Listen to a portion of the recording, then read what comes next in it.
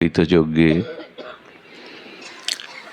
যে সকল সংকীর্তন রসজ্ঞ বিদ্গণ, ভগবত আচার্যগণ, পরম বৈষ্ণবজন, কথাপ্রেমিক, মহাপ্রভুর অনুরাগী সাধুজন, সুধীজন, মান্যজন, শ্রদ্ধাশীলা, ধর্মশীলা, দেবী মূর্তি, মাতৃশক্তি, মাতৃগণ, সকল ভক্তচরণে সশ্রদ্ধ দণ্ডবত প্রণতি। ধ্যায়ত বিষয়ং পুংসা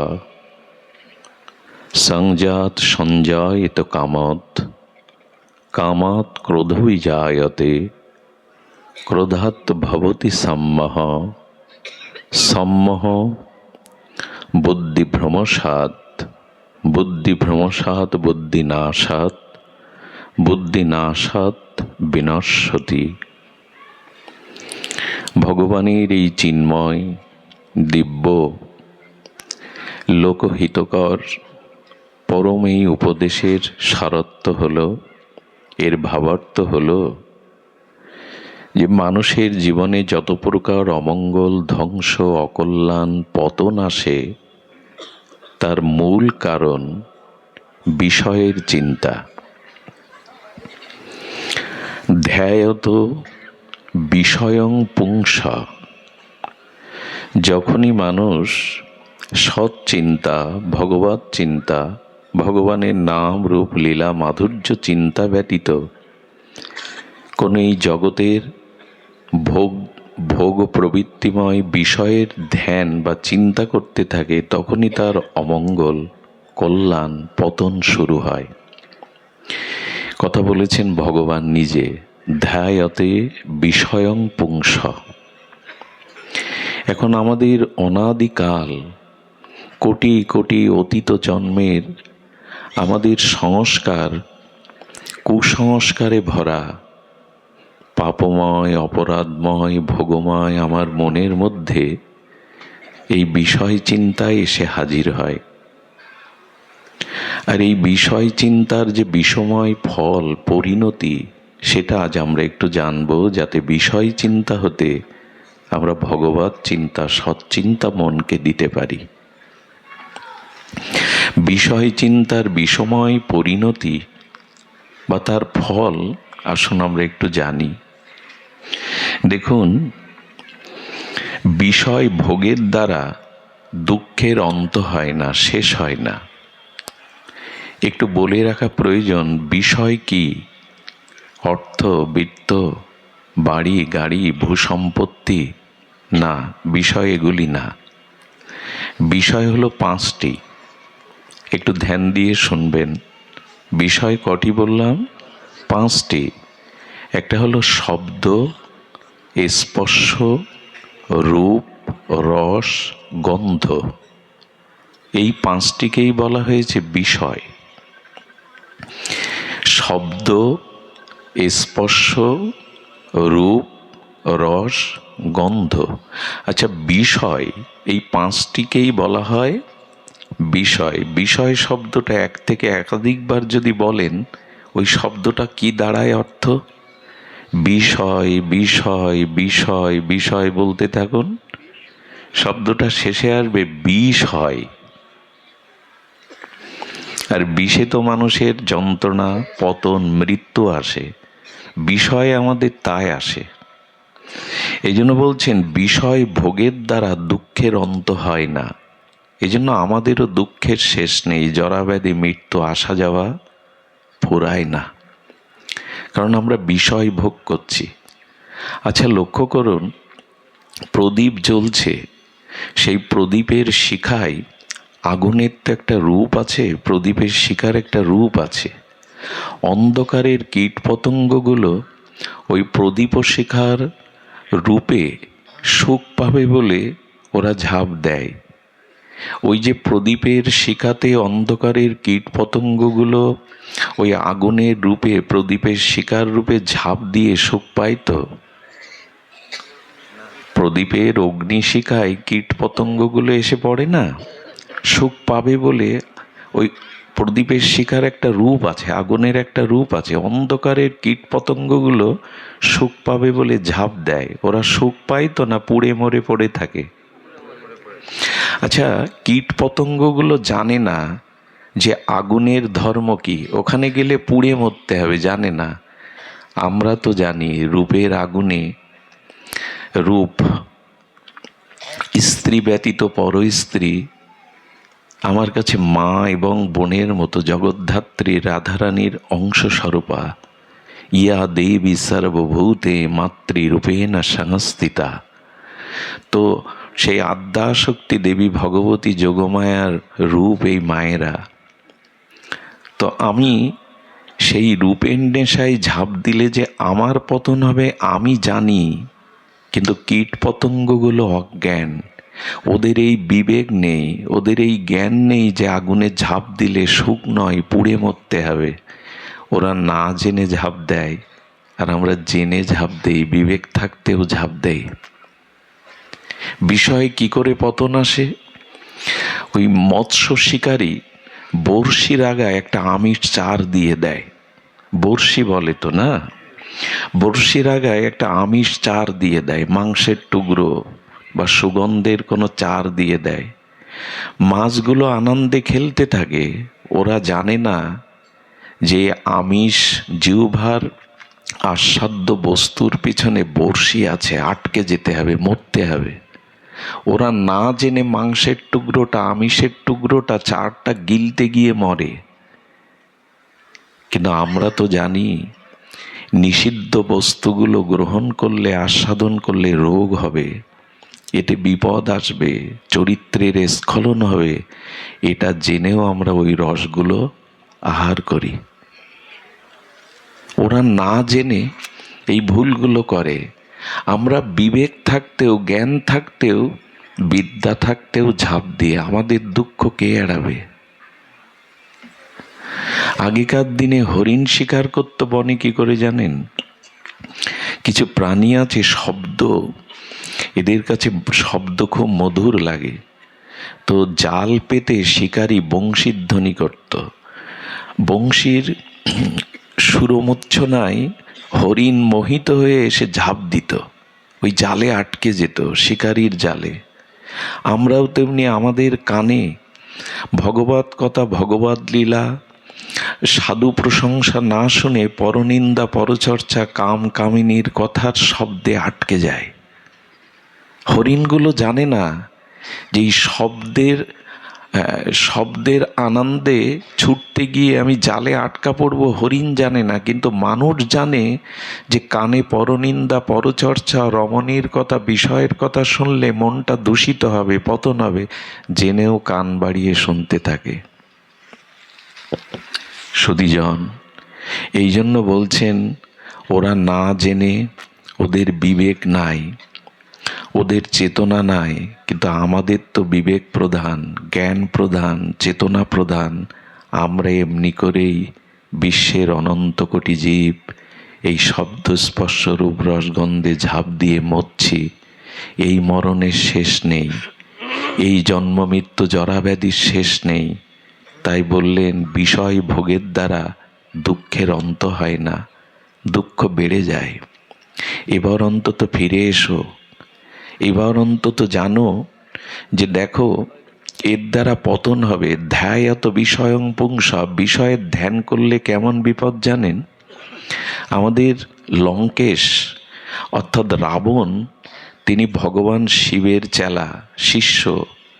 উনি হাজার হাজার বছর কঠোর তপস্যা করেছেন, উনি বেদজ্ঞ, বেদের ভাষ্য রচনা করেছেন। ওনার ঘরে মন্দোদরীর মতো সতী স্ত্রী, ওনার পুত্র মেঘনাদ পরম বীর, ওনার ভ্রাতা বিভীষণ, উনি বিশ্বশ্রব্বা মনির পুত্র, পুলস্ত ঋষির বংশধর। এই রাবণের কানে শূর্পণখা বিষয়ের কথা দিয়ে দিল। দাদা, সে সেই নররূপী রাম, তার রূপে আমি তাকে বরণ করতে গিয়ে আমার নাক কান কেটে নিয়েছেন লক্ষ্মণ, কিন্তু ওদের দুজনের পুরুষের মাঝে এমন একটি জগৎ মোহিনী সুন্দরী আছে যার রূপে বন আলো হয়ে আছে। এই যে রাবণের কারণে শূর্পণখার মুখে সীতার রূপের প্রশংসা শুনল, ওই রূপের প্রশংসা চিন্তা করতে করতে রাবণের ভোগ জাগলো সীতাহরণের। চিন্তা করতে পারেন, এত বড় বেদ জানে, বেদের ভাষ্য লিখেছেন, মুনি ঋষির বংশধর, শিব ঠাকুরের আরাধনা করে তার শিষ্য হয়েছেন, তবু ওই শূর্পণখার মুখে সীতার অপরূপ ভুবনমোহিনী রূপের সৌন্দর্য আটকে গেল, তাতে সীতাহরণে বাধ্য হয়ে পতন হয়ে গেল। এটা বলছি এই কারণে, যখনই আপনার মনে কোনো বিষয়ের চিন্তা আসবে, ভগবত চিন্তা সৎচিন্তা ব্যতীত, তখন এই বিষয়ের ধ্যান হতে থাকবে, চিন্তা হতে থাকবে। আর যখন বিষয়ের চিন্তা করতে থাকবেন, ধ্যায়াতে বিষয়ং পুংসা সঞ্জত সঞ্জায়েত কামা। ভগবান বলছেন তো, গীতার বাণী তো খুব মার্মিক, যখনই কোনো বিষয়ের চিন্তা করতে থাকবেন, ধ্যান মানে গভীরভাবে চিন্তা করা, বারবার পুনঃ পুনঃ চিন্তা করা, চিন্তা করলে ওই বিষয়টাকে ভোগ করবার পাওয়ার কাম জেগে যাবে, কামনা জেগে যাবে, ওই বিষয়টাকে ভোগ করবার জন্য লালসা জেগে যাবে। কি হবে, বিষয় ধ্যান করলে ওই বিষয় ভাবনাটায় আক্রান্ত হয়ে আপনি ওই বিষয় ভোগের দিকে আপনার চিত্তবৃত্তি বিক্ষেপ হবে। আর যখনই ওই বস্তু ভোগ করার জন্য যাবেন, তখন ওই বস্তুর প্রতি সম্মোহ আসবে, জ্ঞান থাকবে না, চেতনা থাকবে না। আপনার জেনে শুনেও বিষ খাই, চেতনা নাই, জানি যে এই কাজ করলে ভবিষ্যৎ পরিণতি অমঙ্গল ধ্বংস, তবু করব, কারণ ওই বিষয়ের প্রতি সম্মোহে এসে যায়। জ্ঞান চেতনা কাজ করে না, উপদেশ শাস্ত্র জ্ঞান কাজ করে না। ওই বিষয়ের ধ্যান করতে করতে তাকে পাওয়ার জন্য তীব্র ব্যাকুলতা জাগে, একে বলে কাম। আর এই কামের পথে বাধা হয়ে দাঁড়ালে ক্রোধ এসে দাঁড়ায়। যেটা ভোগ করতে চাইছেন, ওই ভোগের পথে যারা অন্তরায়, যারা বাধা হয়ে দাঁড়ায়, পরিস্থিতি তো অনুকূল না, যা চাইছেন ভোগ করতে তা সহজে পাবেন না, কোনো বাধা এসে দাঁড়াবে। আর যখনই বাধা এসে দাঁড়ালো, তখন এসে গেল ক্রোধ। আর যখন ক্রোধ আসে, ক্রোধ আগুনের মতো শিশুকেও পোড়ায়, ক্রোধ মন্দিরকেও পোড়ায়। ক্রোধের চেতনা নেই, এটা মন্দির; ক্রোধের চেতনা নেই, এটা শিশু। আগুনের ধর্ম হলো যাকে পাবে পুড়িয়ে ফেলবে। তেমনি ক্রোধ যখন আসে, তখন মানুষের জীবনে ভয়ঙ্কর রূপে পরিণতি ডেকে আনে। ক্রোধ করে আজ পর্যন্ত কারো কল্যাণ হয়নি। ক্রোধ আগুন, ক্রোধ অনল, সব কিছু পুড়িয়ে ছারখার করে দেয়। আর যখন ক্রোধ আসলো, এই ক্রোধ থেকে আপনার স্মৃতি ভ্রম হয়ে গেল, স্মৃতি ভ্রমর পরে বুদ্ধি নাশ হয়ে গেল। আর বুদ্ধি নাশ হলে আপনার আমার বিনাশ বা পতন হয়ে গেল। এই হলো ক্রম কোনো বিষয় চিন্তার বিষময় ফল। আমরা সারাদিন কি করি, মনে কোন চিন্তা করি, কোন ভাবনা করি, একবার ভেবে দেখেছি আমাদের পরিণতি কি? এই জন্য জগতে বিষয় ভোগের দিকে দৃষ্টি ফিরাতে হবে। আর না, আমি যখন শূকর হয়েছিলাম, কুকুর হয়েছিলাম, আমি যখন হিংস্র জীবজন্তু হয়েছিলাম, প্রত্যেক জন্মেই ভোগ মানুষের থেকে বেশি করেছি, কিন্তু পিপাসা যায়নি। ভোগ এক জন্মের না তো আমার। শূকর কুকুর জন্তু জানোয়ার হিংস্র প্রাণী হয়ে ভোগ করেছি, পিপাসা যায়নি। মনুষ্য জীবন ভোগের নয়, আরাধনার, উদ্ধারের, নিজের কল্যাণের। কিন্তু ওই দিকে দৃষ্টি যায়নি কেন?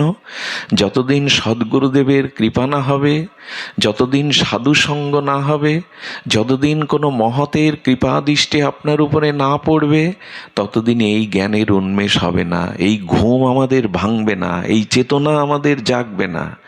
মহৎ কৃপা চাই, কোনো সাধুগুরু বৈষ্ণবের বিশেষ কৃপা চাই, না হলে ঘুম ভাঙবে না, এই চেতনা জাগবে না আমি করছিটা কি। এজন্য শাস্ত্র বলছেন এবার ফিরে এসো। এবার কোটি কোটি 84 লক্ষ জনি ভোগ করেছ, ওই সব জনিতে মানুষ ব্যতীত কোনো প্রাণী ভোগে বাধা নেই, ওরা ভোগের জন্যই জন্ম নিয়েছে। শূকর কুকুর প্রতিটি প্রাণী ভোগ করলে সমাজ তাদের বাধা দেয় না, ওদের জন্য কোনো আইন কানুন পরকাল শাস্ত্র জ্ঞান নেই, ওরা ভোগ করতেই এসেছে। কিন্তু মানুষের জন্ম ভোগের না, ভজনের। মানুষের জন্ম উদ্ধারের। আর যেন পশুতে ফিরে না যেতে হয়, আর যেন ওই হিংস্র জীব জন্তু মলমূত্রের কীট হয়ে জন্মাতে না হয়। এই চিন্তাটা আসে তো মাঝে মাঝে। বলে আসে না কেন জানেন? অসৎ সঙ্গেই পড়ে রয়েছে আমরা, বিষয়ের মধ্যেই পড়ে রয়েছে, এই জন্য এই ভাবনা আসে না। এই জন্য তো হরিকথা সাধুসঙ্গ, এই জন্যই তো এরা বিবেক জাগিয়ে দেয়, এরা জানিয়ে দেয় তুমি যে পথে চলেছ এই পথ তোমার নয়, এই পথে তোমার ধ্বংস আসবে। এই জন্য সাধু বাক্য, হরিকথা, ভগবত কথা শ্রবণ করতে হয়, এটা বিবেককে জাগিয়ে দেয়। দিয়াশলার কাঠির উপরে একটু বারুজ দেওয়া আছে, কোনো জিনিসে আগুন জ্বালাতে গেলে ওই বারুজটা ঘষতে হয়। আপনি 100 বছর ওই দিয়াশালার মধ্যে বারুজ রেখে দিলে জ্বলবে না, ঘর্ষণ করতে হবে, ঘষলেই তবে জ্বলবে, না হলে জ্বলবে না। তেমনি আপনার ভিতরে বিবেক আছে, আমার মধ্যে আপনার মধ্যে ভগবান আছে, ওইটাকে সাধুসঙ্গ, হরিকথা, ভগবত নাম, ভজনের দ্বারা ঘর্ষণ করতে হবে, তবে বিবেক জাগবে, তবে চেতনা জাগবে, না হলে জাগবে না। অন্তত ওই দিয়াশালার বারুজ নষ্ট হওয়ার আগে একটু ঘষে জ্বলে উঠে মন্দিরের প্রদীপ জ্বালান। এমনিই তো দিয়াশালার কাঠিটা নষ্ট হয়ে যাবে, কিন্তু নষ্ট হওয়ার আগে বারুজটা জ্বালিয়ে একটা প্রদীপ জ্বালান, তাহলে সার্থক হতে পারবেন। জীবনটা কিছুটা ভগবত ভজন করুন, সাধুসঙ্গ করুন, তাহলে এগিয়ে যাওয়া যাবে।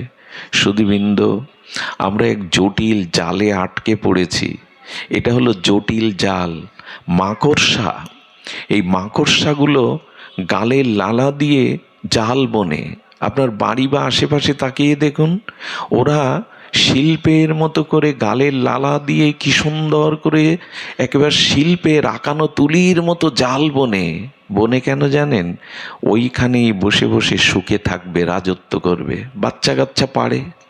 কিন্তু পরিণতি কি হয় জানেন? ওই জাল বুনতে গিয়ে একদিন ওই জালে আটকে মাকড়সাগুলো মরে পড়ে থাকে।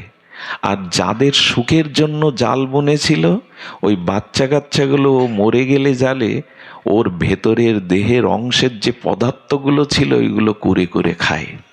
যাদের সুখের জন্য জাল বুনলো, আজকেই প্রমাণ যদি চান বাড়িতে যাবেন, ওই জালের মধ্যে আটকে মরে থাকা মাকড়সারগুলো ভেতরে দেখবেন কিছুই নেই, হালকা। যাদের সুখের জন্য স্বপ্নের জাল বুনেছিল, সুখের জাল, ওই জালে আটকে ওর ভেতরের পদার্থগুলোই খেয়ে ফেলেছে। আপনি যাদের জন্য জীবন যৌবন সব দিচ্ছেন, এরা আপনার সহায় সম্পত্তি রেখে যাওয়া অর্থ ভোগ করবে, কিন্তু আপনার কল্যাণের কিছু করবে না। আমরা এক একজন সব সুখের জাল বুনেছি, কিন্তু বুঝতে পারিনি এর মধ্যে সুখ নেই। দেবতা হোক আর মানুষ হোক, যতদিন বিষয় ভোগের মধ্যে ডুবে থাকবে সুখ নেই, দেবতাদেরও সুখ নেই। দেবতা অহল্যার রূপে, গৌতম ঘরণী, ঋষির ঘরণী অহল্যার রূপে দেবরাজ ইন্দ্র কাম জেগে গেল, আর সেই সতীকে গৌতমের তার স্বামীর রূপ ধরে এসে তার সতীত্ব হরণ করলো। তাতে অভিশপ্ত হয়ে গেল, জরাগ্রস্ত হয়ে গেল ইন্দ্র। দেবতা হয়েও কি করবে? যদি বিষয় ভোগের চিন্তা থাকে, তোমাকেও অভিশাপ নিতে হবে। বিষয় ভোগ করতে গিয়ে দেবতারাও অভিশপ্ত হয়ে যায়, স্বর্গরাজ্য থেকে পতন হয়ে যায়। আমাদের কি কথা? এই জন্য ভগবত দর্শন, সাধু দর্শন, সাধুসঙ্গ, হরিকথা এর মধ্যেই চিন্তার মধ্যে রাখুন, ভাবনার মধ্যে রাখুন। আন চিন্তা এলেই কিন্তু গ্রাস করে নেবে। অসৎ সঙ্গে, কুকথা, বিষয় কথার মধ্যে গেলেই গ্রাস করে নেবে। এ বোধ আর আমাদের হয়েছে, এ চিন্তা আর আমাদের হয়েছে। মানুষ কেমন জানেন, জেনে শুনেও এই কাজটি আমরা করি। এখানে অনেক ভক্ত এসছেন, অনেক শরীরজন এসছেন, অনেক বাবাজিরা মাতাজিরা এসছেন।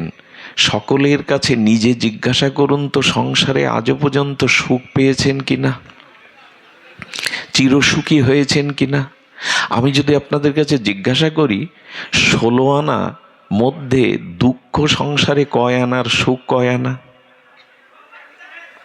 16 আনা ধরলাম, তার মধ্যে দুঃখ কয় আনা আর সুখ কয় আনা? উত্তর কি হবে জানেন? জীবনের 12 আনাই দুঃখ, সুখ বা কোথায়? একটা জিনিস জানেন, সুখ পাওয়ার জন্য ঘর বাঁধি, স্ত্রী পুত্র কন্যা দিয়ে সংসার রচনা করি, একটু সুখ পাবো বলে কত কঠোর পরিশ্রম করি, অর্থ রোজগার করি, এত দৌড়াই সুখের পিছনে, এত চেষ্টা করি, এত অনুসন্ধান করি, সুখ পাই না। অথচ দুঃখ চাই না, ঘরের মধ্যেও দুঃখ আমাকে খুঁজে নেয়। আমি খুঁজে খুঁজে সুখ পাই না, আর দুঃখকে এড়াবো বলে ঘরের মধ্যে থাকলেও দুঃখ আমাকে খুঁজে নেয়। নেয় কি না? দুঃখ কেউ চায়? দুঃখ আপনাকে খুঁজছে, আপনি সুখ খুঁজছেন, আর দুঃখ কাকে খুঁজছে? এই জন্য এখানে যারা এসেছি প্রত্যেকের কোনো না কোনো দুঃখে দুঃখী, সংসারে চিরসুখী কেউ না। সুখের আশা করি বটে, দুঃখটাই পেতে হয়। জন্ম, মৃত্যু, জরা, ব্যাধি, কর্মফল, প্রিয়জনের আঘাত, এই দুঃখ নিয়েই তো জীবন গড়া। তে এত সুখের আশা কেন তোমার? বলো সুখ তো চাই, আনন্দ চাই। এই জন্য তো এই ভাগবত শুনতে হবে, আনন্দ কোথায় ওর সন্ধান জানতে হবে। এই বাংলাদেশের ভূখণ্ডের মধ্যে খনিজ সম্পদ আছে, সবাই খুঁজে পাবে না। সমুদ্রের তলে অনেক খনিজ সম্পদ আছে, ওটা যে কেউ পাবে না। দেখুন, সমুদ্রের এক নাম রত্নাকর। সমুদ্রের গর্ভে অনেক মণিরত্ন, মণিমাণিক আছে, সবাই খুঁজে পাবে না। সবাই দেখতে যায়, লক্ষ লক্ষ মানুষ সমুদ্রের তীরে, ওই কক্সবাজারে, পুরীতে, দীঘাতে বেড়াতে যায়। কেন জানেন? ওই সমুদ্রের ঢেউ এসে কূলে লাগে, বালির চরে বসে সমুদ্রের হাওয়াতে ওই চন্দ্রের কিরণ বা সূর্যের কিরণ লেগে চিকমিক করে, যেন চাঁদির উপর ঢেলে দিয়েছে সমুদ্রের ঢেউয়ের উপরে। দেখতে ভালো লাগে, কিন্তু ওর গভীরে ডুবে মণিরত্ন সবাই পায় না। তেমনি সংসারে আনন্দ আছে, পরমানন্দ আছে, যে আনন্দের জায়গা দিতে পারবেন না, কিন্তু সেই আনন্দের সন্ধান তো চাই। সমুদ্রের মধ্যে মণিরত্ন আছে, ওই তীরে দাঁড়িয়ে স্ত্রী পুত্র নিয়ে বেড়াতে গিয়ে ঢেউয়ে ভেসে বেড়ালে মণিরত্ন পাওয়া যাবে না, ডুবুরি হয়ে ভেতরে ডুব দিতে হবে। তবে আনন্দ আছে। কোথায় সে আনন্দ? এটা সাধুগুরু বৈষ্ণব যারা জেনেছেন, আনন্দ উপলব্ধি করেছেন, তাদের কাছে যেতে হবে, তারা জানিয়ে দেবে। সুখ ভোগের মধ্যে আনন্দ নাই, এবং আনন্দ আর সুখ এক জিনিস না। সুখ চাইবেন না, কারণ যখনই সুখ চাইবেন, ওই সুখের মোড়কে দুঃখটাও রাখা আছে, তোলা আছে। কথাটা আবার বলি, খুব মার্মিক কথা। যখনই বিষয়ের কোনো সুখ চাইবেন, তখন ওই বিষয় সুখের মধ্যেই দুঃখটা রাখা আছে, আমরা বুঝতে পারি না। আনন্দ চান, কারণ সুখ এবং দুঃখ এই দুটি একসাথে মেশানো। রাস্তা দিয়ে চলতে গিয়ে দেখবেন রাস্তার মোড়টা বামে ঘুরেছে, সামনের মোড়টা আবার ডানে ঘুরেছে। আঁকা বাঁকা রাস্তা না, পথটা কেমন হয়? সোজা হয় সবসময়? আঁকা বাঁকা। তেমন সুখের মোড়ের মাথায় দুঃখ রাখা আছে, আবার দুঃখের মোড়ে এই সুখ দুঃখের তরঙ্গ। এতে ভেসে গেলে হবে না, আনন্দ চায়। কারণ সুখ ক্ষণস্থায়ী, আনন্দ চিরস্থায়ী। সুখ এলে আবার বিদায়ও নেয়, বসন্ত থাকে না, আবার বর্ষা আসে, শীত আসে, বসন্ত 12 মাস থাকে না, তেমনি সুখ থাকে না, দুঃখে এসে উপস্থিত হয়। কিন্তু আনন্দ এমন একটা জিনিস যা পেলে আর হারাতে হয় না, একে বলে আনন্দ। যা পেলে আর সুখটা কেমন জানেন? মাটির নিচে টাকা রাখুন, মাটির নিচে কাপড় চোপড় রাখুন, খাদ্য রাখুন, হ্যাঁ, বেশি দিন না, 10-20 বছর পরে গিয়ে কোনো অস্তিত্ব পাবেন না। একটা মানুষের, মরা মানুষকে মাটির নিচে রাখুন, পাবেন না, হাড়গোড় ছাড়া পাবেন না। কিন্তু সোনা 500 বছর রেখে দিন, ক্ষয় হবে না। তেমনি আনন্দ ক্ষয় হয় না, আনন্দ লয় হয় না। এই আনন্দই আমাদের চাওয়ার বস্তু, কিন্তু ভুল করে সুখ চাই, ভুল করে। ওই যে বললাম, যতদিন সুখের আশা করবেন ততদিন দুঃখের অন্ত হবে না। দেবতাদেরও হয়নি, আমাদেরও হবে না, কারো হবে না। সুখ চাইতে গেলেই, কোনো বিষয় ভোগের চিন্তা আসতে গেলেই, হ্যাঁ, তাহলে আমাদের কি করতে হবে জানেন? কিন্তু আমরা কতটা কি বলবো, বোধ কোথায় আমাদের? আচ্ছা, পিতা ব্যবসা করতে গেল, সর্বশক্তি নিয়োগ করলো, পরিশ্রম করলো, সৎভাবে চেষ্টা করলো, ব্যবসায় বিফল হলো, লোকসান খেলো, ওই পিতা তার সন্তানকে ওই কাজ করতে বলবে? একটু কথা বলুন, বলবে? বলে অন্য কিছু করো, ওই পথে গিয়ে দেখেছি সফল হওয়া যায় না। তো সবাই জানে সংসারে জন্ম মৃত্যু জরাব্যাধি দুঃখ ভোগ করছি, কই আমি ভোগ করছি, অথচ আমার পরবর্তী সন্তানদের তো বলি নাই বিষয়ের মধ্যে আমি সারা জীবন দুঃখ পেয়েছি, এর মধ্যে না গিয়ে যা আনন্দ আছে সেই পথে চল। বলি না কেন?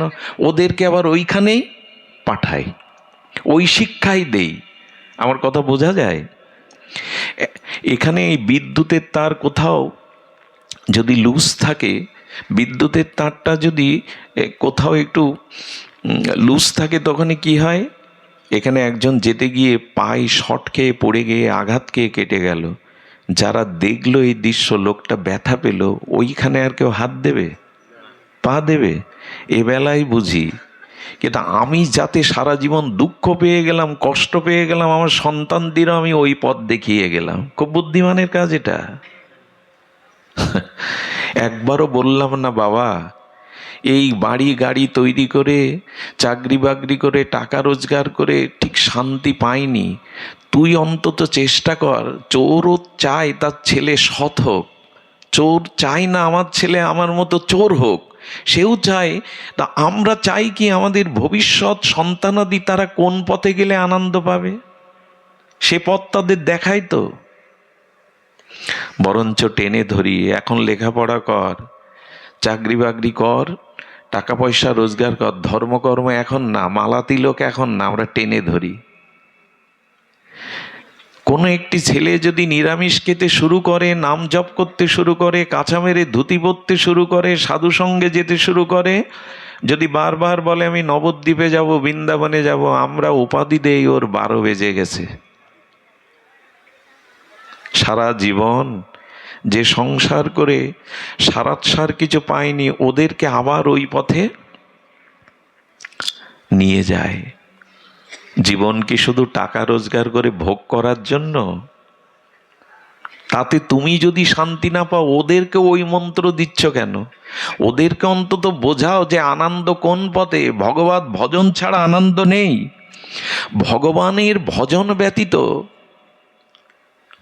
ব্যতীত আনন্দ নেই। কেন জানেন? ভগবানই আনন্দ, সচ্চিত আনন্দময় ভগবান। ভাগবতে একটি বিশেষ শ্লোকে এসেছে।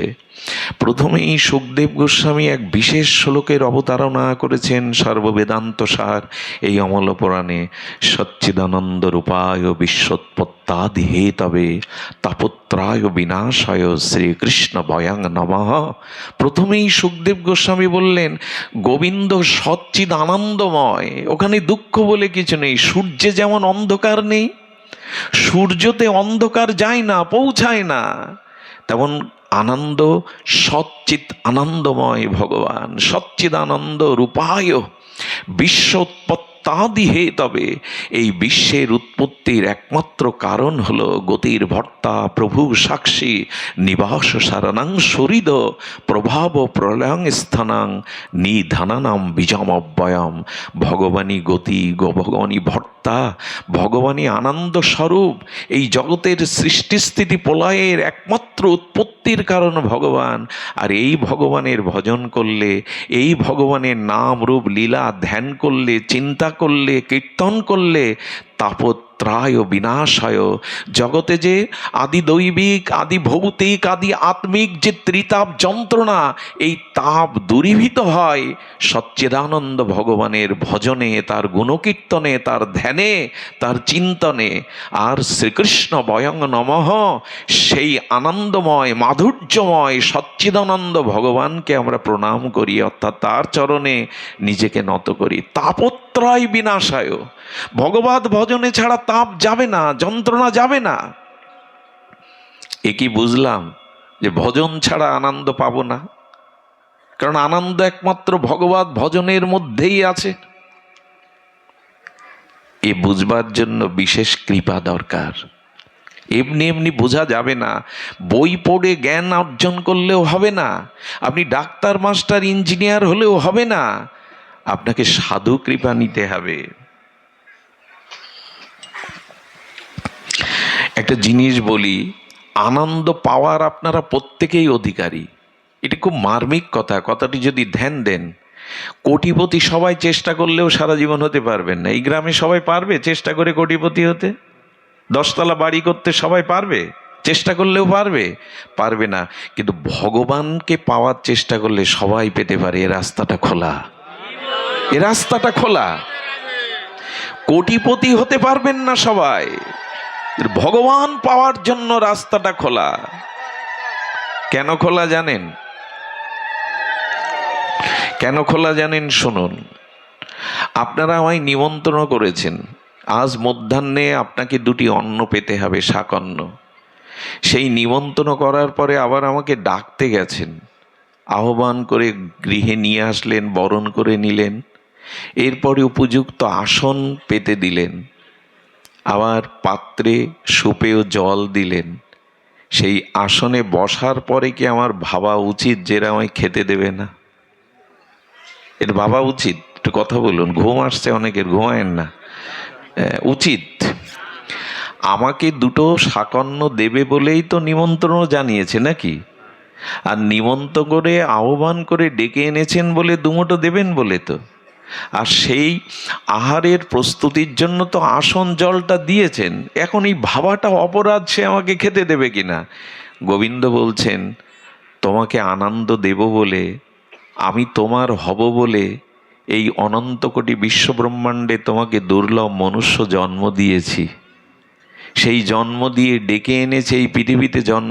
জন্ম আমাদের ইচ্ছায় হয়নি। যদি মনে করেন বাবা মা আমাকে জন্ম দিয়েছেন, ভুল।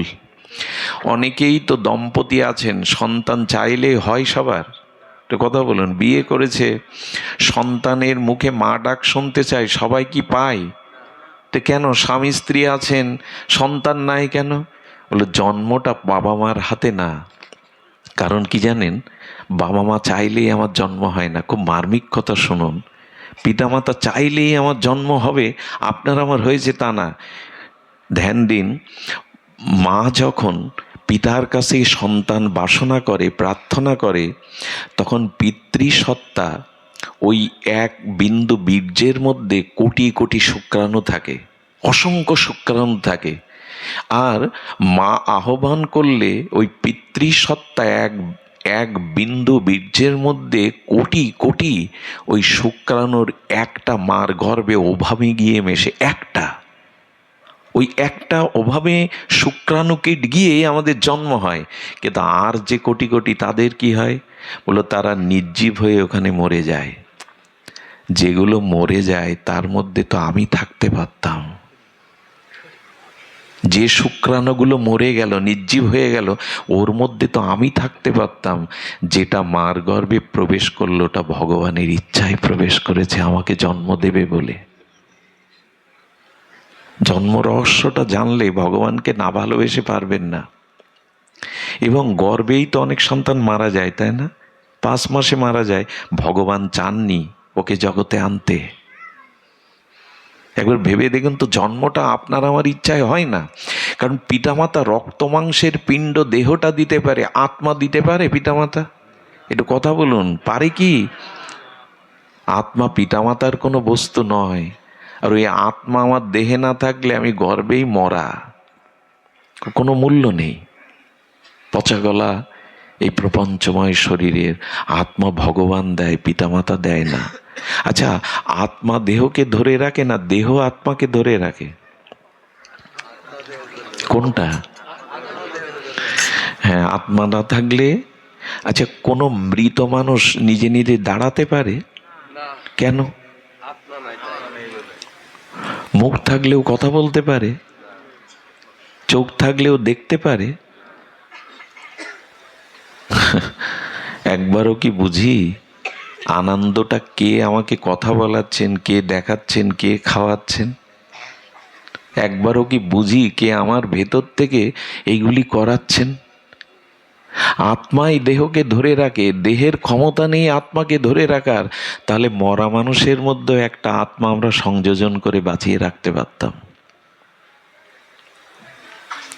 আর উনি চলে গেলে কোনো সম্পর্কই থাকে না। একটা জিনিস আমাকে খুব দুঃখ দেয়, কারো ভাগ্যে যেন এমনটা না হয়। স্বামী মারা গেলে তার স্ত্রীকে স্বামীর পায়ের একটা অঙ্গুলি দিয়ে শীতের সিঁদুরটা মুছে দেওয়া হয়। আমি এই দৃশ্যটা সহ্য করতে পারি না।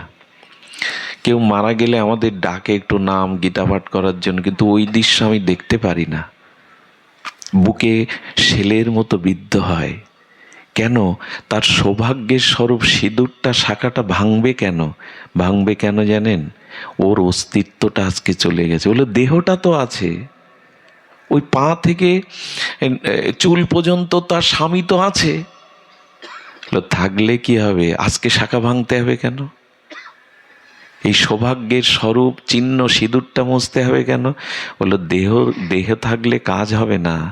যিনি না থাকলে কিছুই থাকে না, তিনিই তো চলে গেছেন। একবার তার খোঁজ করেছেন? সারা দিন তো আয়নায় মুখ দেখেছেন, আমরা মুখকে পরিষ্কার করেছি, কই একবারও কি তাকে দেখলাম? সারাদিন স্ত্রী পুত্র বন্ধু বান্ধবকে ডাকলাম, একবারও কি তাকে ডাকলাম? সবার দিকে সারাদিন চেয়ে থাকলাম, হৃদয়ে যে তিনি আছেন তার দিকে একবার তাকালাম কি? এই হলো আমাদের দুর্দশা। এই কথাগুলো কথা না, মন্ত্রের মতো। উনি জগতে আমাকে 84 লক্ষ জলজ তারপরে স্থলজ, উভয়চর, খেচর, এইসব জন্ম নিতে নিতে করুণা করে গোবিন্দ আমাকে মনুষ্য জন্ম দিলেন। যাও, তোমাকে মুক্তির দোয়ার স্বরূপ ভজনের জন্ম দিলাম, যাও। এবং আমাকে ডেকে এনে কি করেছেন জানেন? আমাকে জন্ম দিয়ে পিতামাতা দিয়েছেন, আমার স্নেহ মমতা ভালোবাসার দিয়েছেন, ঘর সংসার দিয়েছেন।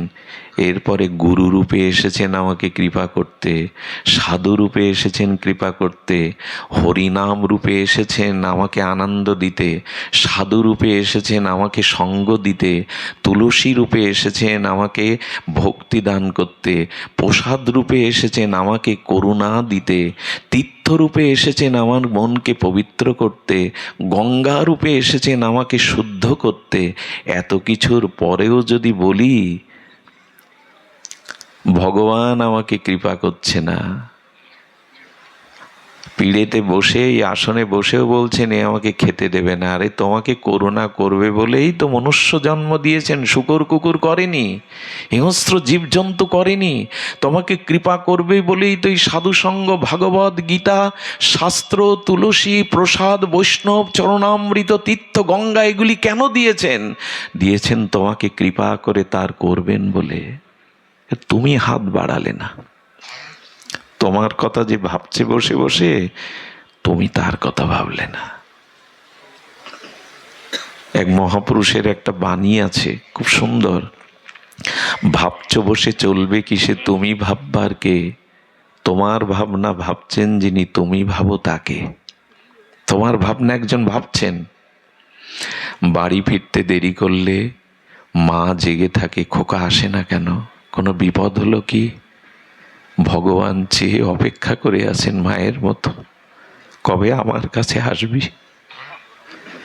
হাসপাতালের বেডে সন্তান শুয়ে আছে, যন্ত্রণায় কাতরাচ্ছে, ঘুম নেই। মা সন্তানের শিয়রে বসে বসে চোখের জল ফেলছে, আর সন্তানের কপালে তার স্নেহের হাত বুলিয়ে দিয়ে বলছে, খোকা কবে সুস্থ হবি, কবে মা বলে ডেকে ঘরে ফিরে যাবি। এরকম কোটি কোটি মায়ের বুকের স্নেহ এক করলেও গোবিন্দের এক কণামাত্র স্নেহের সাথে তুলনা হবে না। ভগবান ওই মায়ের মতো অপেক্ষা করছে, কবে ভবরোগ সেরে, কামনা বাসনা ছেড়ে আমি ভবরোগ দূর করে ভগবানের কাছে ফিরে যাব, তার কাছে ফিরে যাব। উনি অপেক্ষা করছেন। এই করুণাটা বোঝা যায় না। ভগবানের প্রিয় ভক্ত সঙ্গ না করলে এই করুণাটা বোঝা যাবে না। আজকে এখানে আপনাকে এনেছেন কেন ভগবান জানেন? আমি প্রায় বলি, আপনি আসতে পারেননি, রোগ হতে পারত, বিপদ হতে পারত। এখানে ভগবান এনেছেন এই কথাগুলি শুনিয়ে আপনাকে পদ রচনা করে দেবে বলে। সাধু সঙ্গ অল্প ভাগ্যে হয় না, বহু জন্মের সৌভাগ্যে তবে সাধু সঙ্গ পাওয়া যায়। সাধু সঙ্গই হলো ভগবত প্রাপ্তির উপায়, শ্রেষ্ঠ উপায়। যাগ যজ্ঞ দান এত উপায় না, শ্রেষ্ঠ উপায়। ভাগ্য দহেন বহু জন্ম সমার্জিতেন সাধু সঙ্গ চলভ্যতে। অনন্ত জন্মের সুকৃতি সৌভাগ্য পূর্ণকৃত রাশি একত্রিত হলে ভগবানের কৃপায় শুদ্ধ ভক্ত সঙ্গ পাওয়া যায়, সাধু সঙ্গ পাওয়া যায়। এই জন্য কোটিপতি সবাই হতে চাইলেও পারবেন না, কিন্তু ভগবান পেতে চাইলে সবাই পেতে পারেন, ওই দরজা খোলা। ভগবান এমন বলেনি যে ওই আমাকে পাবে, এই আমাকে পাবে না। একটু সরল হও, একটু ভজনের পথে এসো, আমি তোমাকে দেখা দেওয়ার জন্য ব্যস্ত। শিশুকালে লুকোচুরি খেলতাম না, পলাটু খেলা বলে, এটা খেলতাম না বাচ্চারা মিলে। তো যিনি লুকাতেন, খেলাতে যিনি লুকাতেন, উনি কি চিরদিনের জন্যই লুকিয়ে থাকতেন? 24 ঘন্টার জন্য লুকাতেন? লুকাতেন কেন জানেন? ও আমাকে খুঁজে নেবে, এটাই তো খেলা, এটাই তো আনন্দ। সামনে থাকলে আনন্দ নেই, খুঁজে নেওয়াটাই আনন্দ।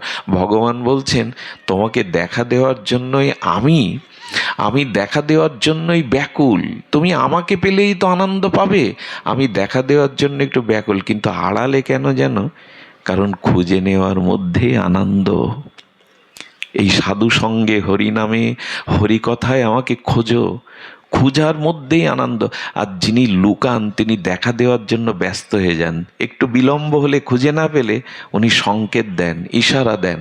ভগবান ওই সাধু সঙ্গে এসে ইশারা করেন, সংকেত দেন, আমি একটু লুকিয়ে আছি, আমাকে খুঁজে নেওয়াই আনন্দ, একটু খুঁজে ফেরো, সাধু সঙ্গ আমাকে খুঁজে নাও।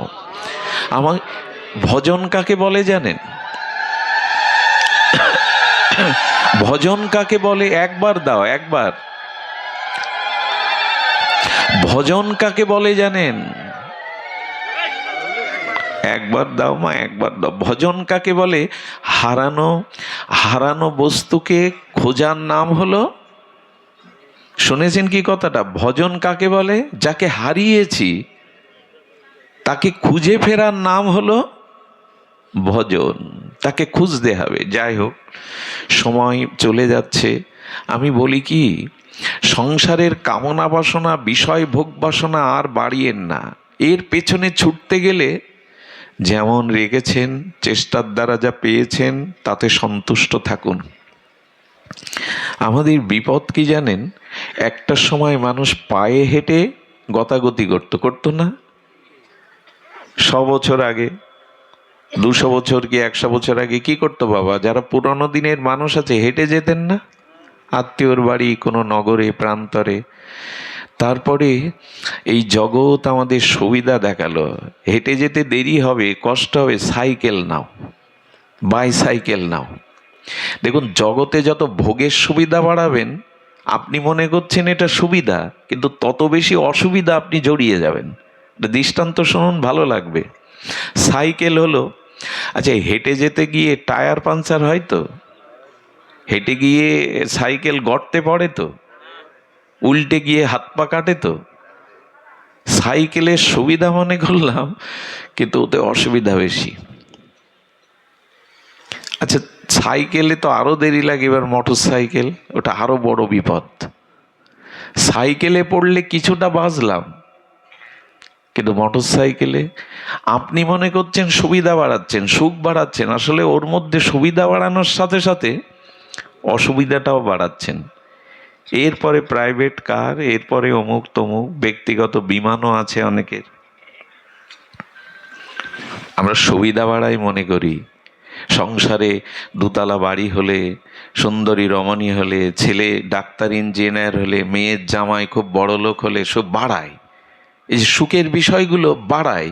কিন্তু যত বাড়ায়, সুবিধা যত করতে যায়, 100 বছর আগে মানুষের এত রোগ শোক জ্বালা যন্ত্রণা এত ছিল না, এত যন্ত্রণা এত রোগ এটা ছিল না। মানুষ জগতে যত সুবিধা ভোগ করতে চাইবে তত রোগ এসে ধরবে। ভোগ যত করবেন তত সমস্যা দেখা দেবে। সেই সবার জানা, এখানে 8 থেকে 80 বছর যারা এসেছেন সবাই জানেন, তবু আর একবার স্মরণ করিয়ে দিই। একবার একজন সন্ন্যাসী বনের মধ্যে কুঠির বেঁধে ভজন করতে লাগলো। ভজন করতে কি হয়, একটা কাপড় আর একটা গীতা, ওই কাপড়টা স্নান করে এসে পরে, তো বনের মধ্যে তো একটা বনের ইঁদুর এসে গীতার পৃষ্ঠা কাটে আর কাপড় কেটে দেয়। হচ্ছে এইভাবে আমি সন্ন্যাসী মানুষ, সর্বত্যাগী মানুষ, এইভাবে যদি ইঁদুর জ্বালাতন করতে থাকে কাপড় পাবো কোথায়? গীতাটা কেটে দিলে পড়বোটা কি? গ্রামের এক লোককে ডেকে বলল ইঁদুর হয়েছে, আজ জায়গা পায়নি। দেখুন বিষয়ী মানুষের সঙ্গ করলে কি হয়। সাধু জানতে আসলে জানতে চেয়েছে এক বিষয়ী, ঘোর বিষয়ী সংসারী লোকের কাছে, বলো তো, বলে এ তো খুব সহজ ব্যাপার বাবা, আমি একটা বিড়াল এনে দিই, বিড়াল পোষেন। বিড়াল পুষলে আর ইঁদুরের যন্ত্রণায় গীতাও কাটবে না, কাপড়ও কাটবে না। বলো ভালো যুক্তি। এই দেখুন, আমরা যত সুবিধা বাড়াতে চাই, জগতে ভোগ বাড়াতে চাই, তত সমস্যা এসে, কিন্তু এইটা আমাদের ঠিক মনে প্রায়, কারণ যার যত বেশি আছে ওখানে দেখবেন যন্ত্রণা তত বেশি। এটা দেখবেন, মনে করি বাইরে দিয়ে মনে করি ওরা খুব সুখে আছে, ওদের যন্ত্রণাটা বেশি। তো বিড়াল আনা হলো, তো বিড়াল যখন ক্ষুধায় মিউ মিউ করে জঙ্গলের মধ্যে, সাধু ব্যক্তি বিড়ালের খাবার কোথায় পাবে? 2-4 দিন গ্রামের লোক দুধ দিয়ে যেতে লাগলো, সাধুর ওখানে তো আর মাছ মাংস দেবে না, তো প্রতিদিন কি দুধ চাওয়া যায়? প্রতিদিন কি দুধের আশায় বসে থাকা যায়? সেই বিষয়ী ব্যক্তি বলল, বাবা গাভী তো আমাদের মাতা, গোমাতা, 36 কোটি দেবতার মধ্যে একটা গাভী পুষুন। শুরু হলো গাভী পোষা। তা গাভীরও তো খাদ্য জোগাতে হবে, গাভীর জন্য খড়কুটো আর কোথায় পাবে? আবার সেই বিষয়ী লোকের বিষয়ী যুক্তি, বাবা এক কাজ করেন, এই ক্ষেতটা আপনি যা কিছু দিয়েন, এই ক্ষেতটা আমি আপনার 2-3 বছর আপনার জন্য লিখে দিই, আপনি এতে ওই একটু ঘাস আমরাই করে দেব, আপনি একটু দেখভাল করবেন, তাতে ঘাস হবে, গাভীটাও খেতে পারবে। এই করতে করতে বেড়ে চললো। শেষে আর ওই ক্ষেত দেখতে গিয়ে, গাভী দেখতে গিয়ে, বিড়ালের চিন্তা করতে গিয়ে মালা থলে উঠলো ছিকেতে, ভজন উঠলো ছিকেতে। সংসারে আমরা মনে করি এটা হলে সুখ হবে, ওটা হলে সুখ হবে। জানেন, যারা খুব শিল্পপতি, 8-10টা কারখানার মালিক, কোটি কোটি টাকা আয়, 100-200 জন মানুষ খাটায়, ওরা রাত 2টোর সময় ছটপট করে, দামি খাটে ঘুম হয় না, ঘুমের বড়ি খেয়ে ঘুমাতে হয়। আর যারা 500 টাকার মাটির জোন দেওয়া মানুষ, ওদের ঘরে গিয়ে দেখুন একটা মাদুর বিছিয়ে নাক ডেকে পরমানন্দে ঘুমাচ্ছেন, ওর ঘুমের বড়ি লাগে না। আমরা সুখ পাবো বলে বাড়িয়ে চলি, কিন্তু যত সুবিধা বাড়াতে গেছে পৃথিবী, তত অসুবিধাগুলো এসে দাঁড়িয়েছে। হ্যাঁ, কত কষ্ট। এখন মানুষের তো শারীরিক পরিশ্রমও নাই। আরে আগে ন্যাশনাল টেলিভিশনটা ছাড়তে গেলে, চ্যানেল বদলাতে গেলে কি করতে হতো? খাটে বসে বসে টিভি দেখছেন, অন্য চ্যানেলে দিতে গেলে কি করতে হতো? উঠে গিয়ে চ্যানেল মোড়াতে হতো, অ্যান্টেনাটা এপাশ ওপাশ করতে হতো, ছবি আসছে না। এখন ডিশ এসে গেছে, আর এখন চ্যানেল মোড়াতে হবে না, হাতে কি থাকে? রিমোট থাকে। এত সুবিধা। এই সুবিধা ভোগ করতে গিয়েই করোনার আবির্ভাব হলো। সবসময় এসির মধ্যে, বাড়ির মধ্যে গাড়ি ঢুকবে, সিঁড়ি দিয়ে গাড়ি উপরে উঠবে, সে সিঁড়িটাও করা, নামবে না। যারা যত জগতের ভোগ আর বিষয় ভোগের মধ্যে নিমজ্জিত, বলে ভোগ করলে রোগ এসে দাঁড়াবে। এই জন্য সবসময় সুবিধা চাইতে যেও না। ভোগের পথে ওই যে ধ্যায়তে বিষয়ং পুংসা সংজাত সঞ্জায়ত কামাত কামাত ক্রোধ বিজায়তে, এই যে মহাবাণী, গীতার 2য় অধ্যায়ে ভগবান এই সাংখ্যযোগে বলেছেন শ্লোকটি, এটার থেকেই ধীরে ধীরে আমাদের পতন আসে। আমি বলি কি, ওই কীট পতঙ্গগুলো, আচ্ছা কীট পতঙ্গগুলো আগুনের রূপ দেখে ঝাঁপ দিয়ে আগুনের মধ্যে গিয়ে পুড়ে মরল। আচ্ছা আগুনটা জ্বলছে, তার একটু দূরে যদি ওই আগুনের শিখাতে আলোতেও ঘুরতো, পুড়ে মরতো কি? কিন্তু আগুনের ভেতরে গেল তো। তো যেটুকু পেয়েছো, যেটুকু ভোগ হয়েছে, ওইটুকুতেই সন্তুষ্ট থাকো, আরো ভেতরে যেতে যেও না।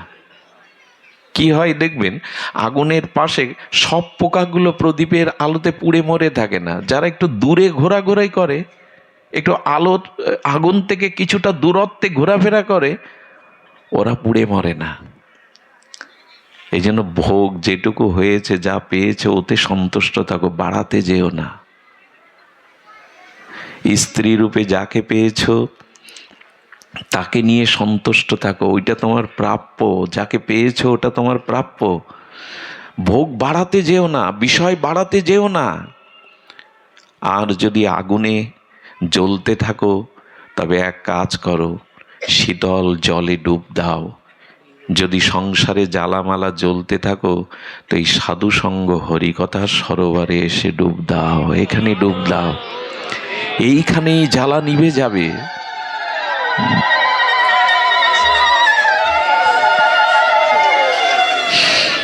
এইখানেই জ্বালা নিভে যাবে। কিন্তু আমাদের জ্বালা নিভছে না কেন জানেন?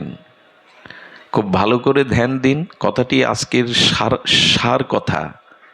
সার কথা হলো এই, যে আপনি মন্দিরে গিয়ে ভগবত দর্শন করেন, যখন রাধা কৃষ্ণকে মন্দিরে গিয়ে দেখেন, তখন আপনার মনের ভাব কেমন থাকে, শ্রদ্ধা কেমন থাকে, অঙ্গভঙ্গিমা কেমন থাকে। কিন্তু মন্দির থেকে বেরিয়ে বাইরে এসে ওই ভাবটা থাকে, তো থাকে কি? কিন্তু লক্ষ্য করুন তো, ভগবান কি শুধু মন্দিরে আছে? বরঞ্চ ওই রাজমিস্ত্রির তৈরি করা, কোনো মালিকের টাকায় তৈরি করা ইট কাঠ দিয়ে মন্দিরের থেকে শ্রেষ্ঠ মন্দির মানুষের দেহ মন্দির। এই দেহ মন্দিরেই ভগবান আছেন। যেদিন আপনি মন্দিরে যে দৃষ্টিতে, যেভাবে, যে শ্রদ্ধায় দেবতাকে দেখেন, ভগবানকে দেখেন, প্রতিটি মানুষের মধ্যে যখন ওই ভাব নিয়ে ভগবান দেখবেন, তখনই আপনার আনন্দের পথ রচনা হবে, খুলে যাবে। আমাদের দুর্দশা কি জানেন? আমাদের দুঃসদা, মন্দিরে গিয়ে প্রণাম করি, মন্দিরে গিয়ে শুদ্ধ ভাব রাখি, বাইরে এসে আর মনে করি ভগবান শুধু ওখানে। যারা মন্দিরে শুধু ভগবান দেখে, আর কোথাও ভগবান দেখে না, এদের দৃষ্টি ক্ষুদ্র, সামান্য, সাধারণ। যারা সবার মধ্যে ভগবান আছেন এটা দেখেন, এদের দৃষ্টি অসাধারণ। এরাই ভগবত প্রাপ্তির অধিকারী। আমাদের কি যন্ত্রণা দেখুন, পথে ফুল পড়ে থাকতে দেখলে জুতো দিয়ে ফুলটা মারায় না। ফুল পবিত্র, ওটা ভগবানের সেবায় লাগে, ভক্তের গলে মালা হয়, ফুল শুদ্ধ ভেবে মারিয়ে যায় না, অথচ পিতামাতাকে মারিয়ে যায়, গুরুজনকে মারিয়ে যায়, তাদের অপমান করে পথ চলি। সাধুগুরু দেখলে টিটকারি করি, বৈষ্ণবের হাতে মালা দেখলে, মালা তিলক দেখলে কুটুক্তি করি। ফুলকে মারিয়ে যায় না, এদেরকে মারিয়ে যায়। এ কোন বুদ্ধি?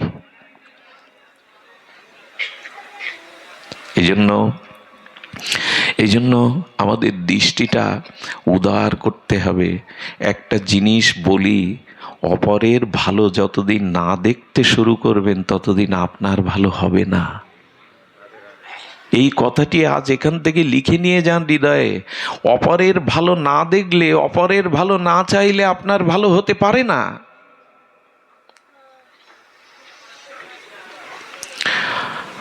অপরের মঙ্গল চিন্তায় নিজ মঙ্গলের প্রসূতি। জন্ম হবে তখন আপনার ভিতরে মঙ্গলের জন্ম হবে, যখন অন্যের মঙ্গল চাইবেন, অন্যের কল্যাণ চাইবেন। এটাই খুব সহজ কথা শাস্ত্র বলেছে, কিন্তু আমরা কঠিন করে দিয়েছি। একটা ভক্তলীলা বলি, বলে পাঠ বিশ্রাম করব। ভক্তলীলাটি অপূর্ব। ভক্তলীলাটি একটু অপূর্ব বলি, বিশেষ করে এখানে মায়েদের সংখ্যা অনেক বেশি, এই জন্য আমার মনে এলো কথাটি। সেটা হলো আমাদের ভক্তমাল চরিত্রে এই চরিত্রটি এসেছে। ভক্তমাল রচয়িতা নাভাজি গোস্বামী ভক্ত চরিত্রের কথা অসংখ্য বলেছেন, তারকার মতো। তার মধ্যে বলেছেন মান্দারসাজি, ওই দেশের নাম এমন। মান্দারসাজি বলে এক মাতা, তিনি রাজরানী ছিলেন। কি রানী ছিলেন? রাজরানী ছিলেন। কিন্তু তিনি গুরু কৃপায়, সাধু কৃপায় এমন একটা প্রজ্ঞা জ্ঞান লাভ করেছিলেন, তিনি রানী হলেও তার পতিদেবতা নৃপতি রাজাকে বললেন, রাজা আমি সন্তান গ্রহণ করব, তবে এমন সন্তান গ্রহণ করে এমন ভজন শিক্ষা দেব যাতে আমার গর্ভই তার শেষ গর্ভ হয়, আর কোনো মার গর্ভে যেন তাকে জন্মাতে। কত বড় কথা বলো তোমা। এই মান্দারসিজি বলছেন তার স্বামীকে, আমি এমন সন্তান সাধনার দ্বারা, আরাধনার দ্বারা, সংযমের দ্বারা, তপস্যার দ্বারা আনবো যাতে আমার গর্ভই তার শেষ গর্ভ হয়, পুনরায় যেন আর কোনো গর্ভে তাকে। এরকম ভাবেন তো আপনারা মা, আর যেন এই জন্ম মৃত্যু চক্রে না আসে। একটা কথা বলি, মাতা না সৎসৎ, পিতা না সৎসৎ। ভাগবত বলেছে গর্ভধারিণী মা জন্ম দিয়েও মা নয় যদি সন্তানকে মৃত্যুর ওপারে পৌঁছে না দিতে পারে। রামপ্রসাদ একটা কথা বলেছেন, এই মাতৃ সাধক, হ্যাঁ, প্রসব করলেই হয় না মাতা, যে না বোঝে সন্তান। এইসব গানগুলো এখন কালী পূজায় বাজে না, এখন ডিজে বাজে, অশ্লীল গান বাজে। এই গানগুলো একসময় বাজতো, আর এই শব্দগুলো কানে গেলেই মন নির্মল হয়ে যেত। দেখুন তো এই শব্দটা কেমন লাগে, আমার চেতনা চৈতন্য করে দে মা চৈতন্যময়ী। শুনলেই হৃদয় নাড়া দেয়, আমার চেতনা চৈতন্য করে দে মা চৈতন্যময়ী। এসব গান হারিয়ে গেছে আজকাল। কালী পূজা মানে, দুর্গা পূজা মানে অশ্লীল গান, অশ্লীল লাইটিং। আর একদিন কালী পূজা হলে তো সেখানে কনসার্ট, গানের নাচানাচি, গাওয়া গাবি। এই ধর্মের সামনে, দেবদেবীর সামনে আমরা যা শুরু করেছি তাতে আমাদের মঙ্গল আর হয়েছে। মা বোন মিলে একটা ছোট্ট বাচ্চাকে স্টেজে তুলে হাতে তালি দেওয়া হয়, ওই অশ্লীল হিন্দি গানের সুরে সুরে আমার ঘরের ছোট্ট মেয়েটা অশ্লীল নাচ শিখছে টিভিতে দেখে দেখে, আর আমরা হাততালি দিচ্ছি। কোথায় এই জাতির অধঃপতন হলে এটা হয়? একবার আমি গাড়িতে যেতে গিয়ে দুর্গাপূজার প্যান্ডেলে দেখি ছোট বাচ্চাকে অশ্লীল পোশাক পরিয়ে ওই ডিজের গানে গানে অশ্লীল নৃত্য করানো হচ্ছে ওইটুকু বাচ্চাকে, আর 2-300 লোক হিন্দু নরনারী হাততালি দিয়ে তাকে প্রশংসা করছে। সব শেষ হয়ে গেল। এই জন্য পূজা পার্বণের ক্ষেত্রগুলো অন্তত পবিত্র রাখুন। গান বাজনা দিন, ওটা সমাজে দরকার। খেলাধুলো, গান বাজনা, সংস্কৃতি না হলে সব নেশাগ্রস্ত হয়ে যাবে, ভুল পথে চলে যাবে। কিন্তু মায়ের সামনে এইসব করার অধিকার নেই আপনার আমার। জগৎজননী মা ওই নিত্য অশ্লীল গান, কনসার্ট এইসব শুনতে আসে না জগতে। কে কাকে বোঝাবেন? কমিটির লোকজনই কি ভজন করে? যারা এই পূজা করছে তারা কি ভজন সাধন করে? তারা কি দীক্ষা শিক্ষা নিয়ে বুঝেছে যে ধর্ম কি বলেছে, গীতা ভাগবত কি বলেছে? তারা 10,000 লোক এক জায়গায় করতে পারলে এই কমিটি সার্থক হবে, তাই গান দাও, যা দাও, লোক জোগাড় করো।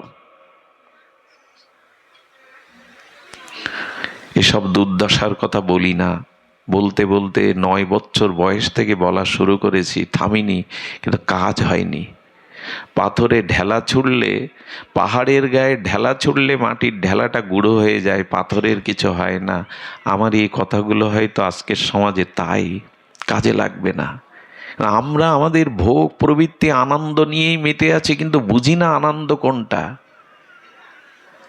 আজ বিদেশি অগ্রাসনে, বিদেশি সংস্কৃতির অগ্রাসনে শেষ হয়ে গেল। এখানে বসে আপনি ভাগবত শুনছেন, অথচ যারা আপনার সংসার চালাবে, যারা সংসারের হাল ধরবে, যারা পিতামাতার উদ্ধার করবে, তারা এখন ঘরে বসে মোবাইলে, নেটে নরকের পথে চলছে। আপনি এখানে বসে কি করবেন? ওরা রাস্তার ধারে, ব্রিজের উপরে, ওরা ঘরের মধ্যে বুঁদ হয়ে আছে। কারণ কি জানেন? ওদের সাধনার দ্বারা পৃথিবীতে আনিনি। ওদের গর্ভে থাকতে কোনো তপস্যা মা করেনি, হরিনাম ত্যাগ বৈরাগ্য করেনি। স্বামীর কাছ থেকে সন্তান গ্রহণের সময় পবিত্র চিন্তা, তপস্যা, শুদ্ধতা ছিল না। আর ছোটবেলা থেকে ওদের ঠাকুর ঘরে ভজন সাধন শিক্ষা দেইনি। ওদের MA BA পাশ করাতে চেয়েছি, মাস্টার ডাক্তার করাতে চেয়েছি, মানুষ করতে চাইনি। মানুষ হওয়া এক কথা, ডাক্তার মাস্টার হওয়া আর এক কথা। এক মহাপুরুষের কাছে গেছেন, পেছনে দাঁড়িয়েছে হাত জোর করে। সেই মহাপুরুষ পেছনে একটু চোখে তাকিয়ে বললে, কিছু বলবি রে? হ্যাঁ ঠাকুর বলবো। বল। বললো, ঠাকুর আমার ছেলে, একমাত্র ছেলে। বললো, বাহ, তোর একমাত্র ছেলে, এটা খুব আনন্দের খবর। আর কি বলবি? বললো, ছেলেকে ডাক্তার বানিয়েছি। বললো, তোর আনন্দের তো সীমা নেই, একমাত্র পুত্র, তাকে ডাক্তার করেছে, আর কি বলবি?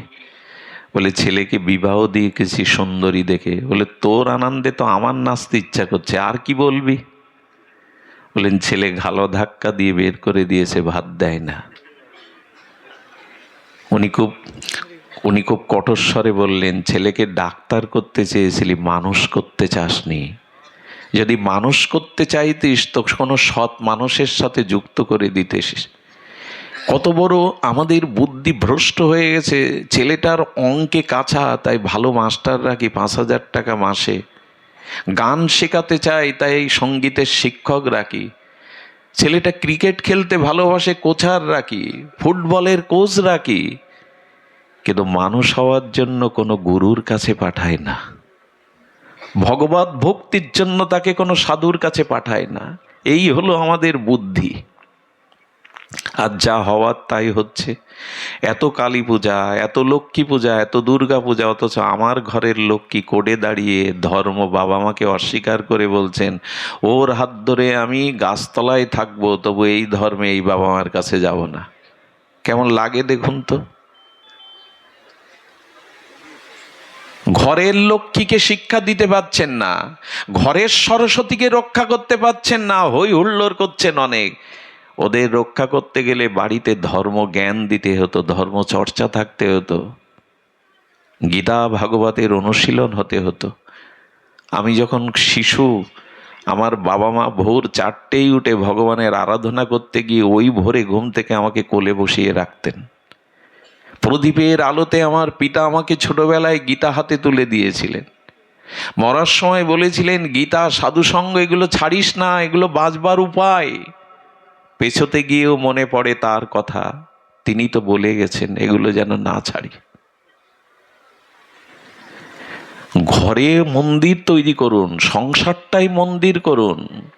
ওইখান থেকেই তারা যে শিক্ষা পাবে। APJ আব্দুল কালাম, ভারতের প্রাক্তন প্রেসিডেন্ট, এই বিশ্ব নন্দিত পরমাণু বিজ্ঞানী APJ আব্দুল কালামের নাম শুনতে দেবতার মতোই মানুষটা। এত বড় বৈজ্ঞানিক মরে যাওয়ার পরে কিছু গ্রন্থ ছাড়া তার কাছে আর কিছু পাওয়া যায়নি। বিবাহ করেননি সারা জীবন। শিশুদের ভালোবাসতেন, মানুষের জ্ঞান দানের ব্রত নিয়েছিলেন। ইনি বলে গিয়েছিলেন পৃথিবীতে 100টা বিদ্যালয়ের থেকে 1000 ভালো শিক্ষকের থেকে আরো বেশি বেশি শিক্ষক, বেশি বড় বিদ্যালয় নিজের মা। মা কাকে বলে জানেন? সন্তানকে মেপে দেয়, যে কেমন হবে, যে মেপে দেয় তাকে বলে মা। সব নষ্ট হয়ে গেছে। সন্তানটা এর ওর মাংস ছিঁড়ে নেয়, চোখ ছিঁড়ে নেয়, এর ওর চুল ধরে টানে খেলতে গিয়ে। মায়ের শান্তি নেই, লোকের কাছে, পাড়া প্রতিবেশীর কাছে কষ্ট শুনতে হয়। কেন জানেন? গর্ভাবস্থায় যে মা টেলিভিশন দেখে, ওই যে মারামারি সিনগুলো দেখে, হিন্দি ছবিগুলো দেখে, ওই সন্তানটা ওই স্বভাব পেয়েছে। কাকে বোঝাবেন যে সাধনা ছাড়া, তপস্যা ছাড়া সুসন্তান হয় না? এই জন্য বাড়িতেই ধর্মচর্চা, অনুশীলন ছোটবেলা থেকে করুন, নালে পথ পাওয়া যাবে না। আগামীতে যে দিন আসছে, এদের উপরে ভাত দিয়ে এই সমাজ, এই জাতি বাঁচতে পারবে না। এদেরকে গড়ে তুলুন। আমাকে একজন খুব মরমী জ্ঞানী ব্যক্তি বলেন, মঙ্গল, তুমি যেভাবে ছুটছো এর মধ্যেই অসুস্থ হয়ে গেছো, কবে মরে পড়ে থাকবে। কাউকে গড়ে যেতে পারছো তো? তোমার জায়গায় বসে এরকম দুটো কথা বলবে? কোথায় তারা? আজ আমরা ডাক্তার করতে চাইছি, মাস্টার করতে চাইছি, সন্তানকে চরিত্রবান সাধু করতে চাইছি না, ত্যাগী সন্ন্যাসী করতে চাইছি না। এ সমাজের জন্য আমাদের দায়ভার কোথায়? সুধীবৃন্দ, তো সেই মা কি বললেন? মন্দারজি মা বলছেন যে দেখো, আমি এমন সন্তান গর্ভে আনবো যাকে আর পুনরায় কোনো গর্ভে যেন না যেতে হয়। এক এক করে সাধনার দ্বারা 4টি সন্তান এসেছিল। কয়টি? প্রথমটার নাম রেখেছিলেন, মা বলেছিলেন, ওই রাজার ঘরণী বলেছিলেন, সন্তানের নাম তুমি রাখবে না, আমি রাখবো। আপনাদের ঘরে যেসব সন্তান হয়, এটার নাম উল্টোপাল্টা রাখবেন না।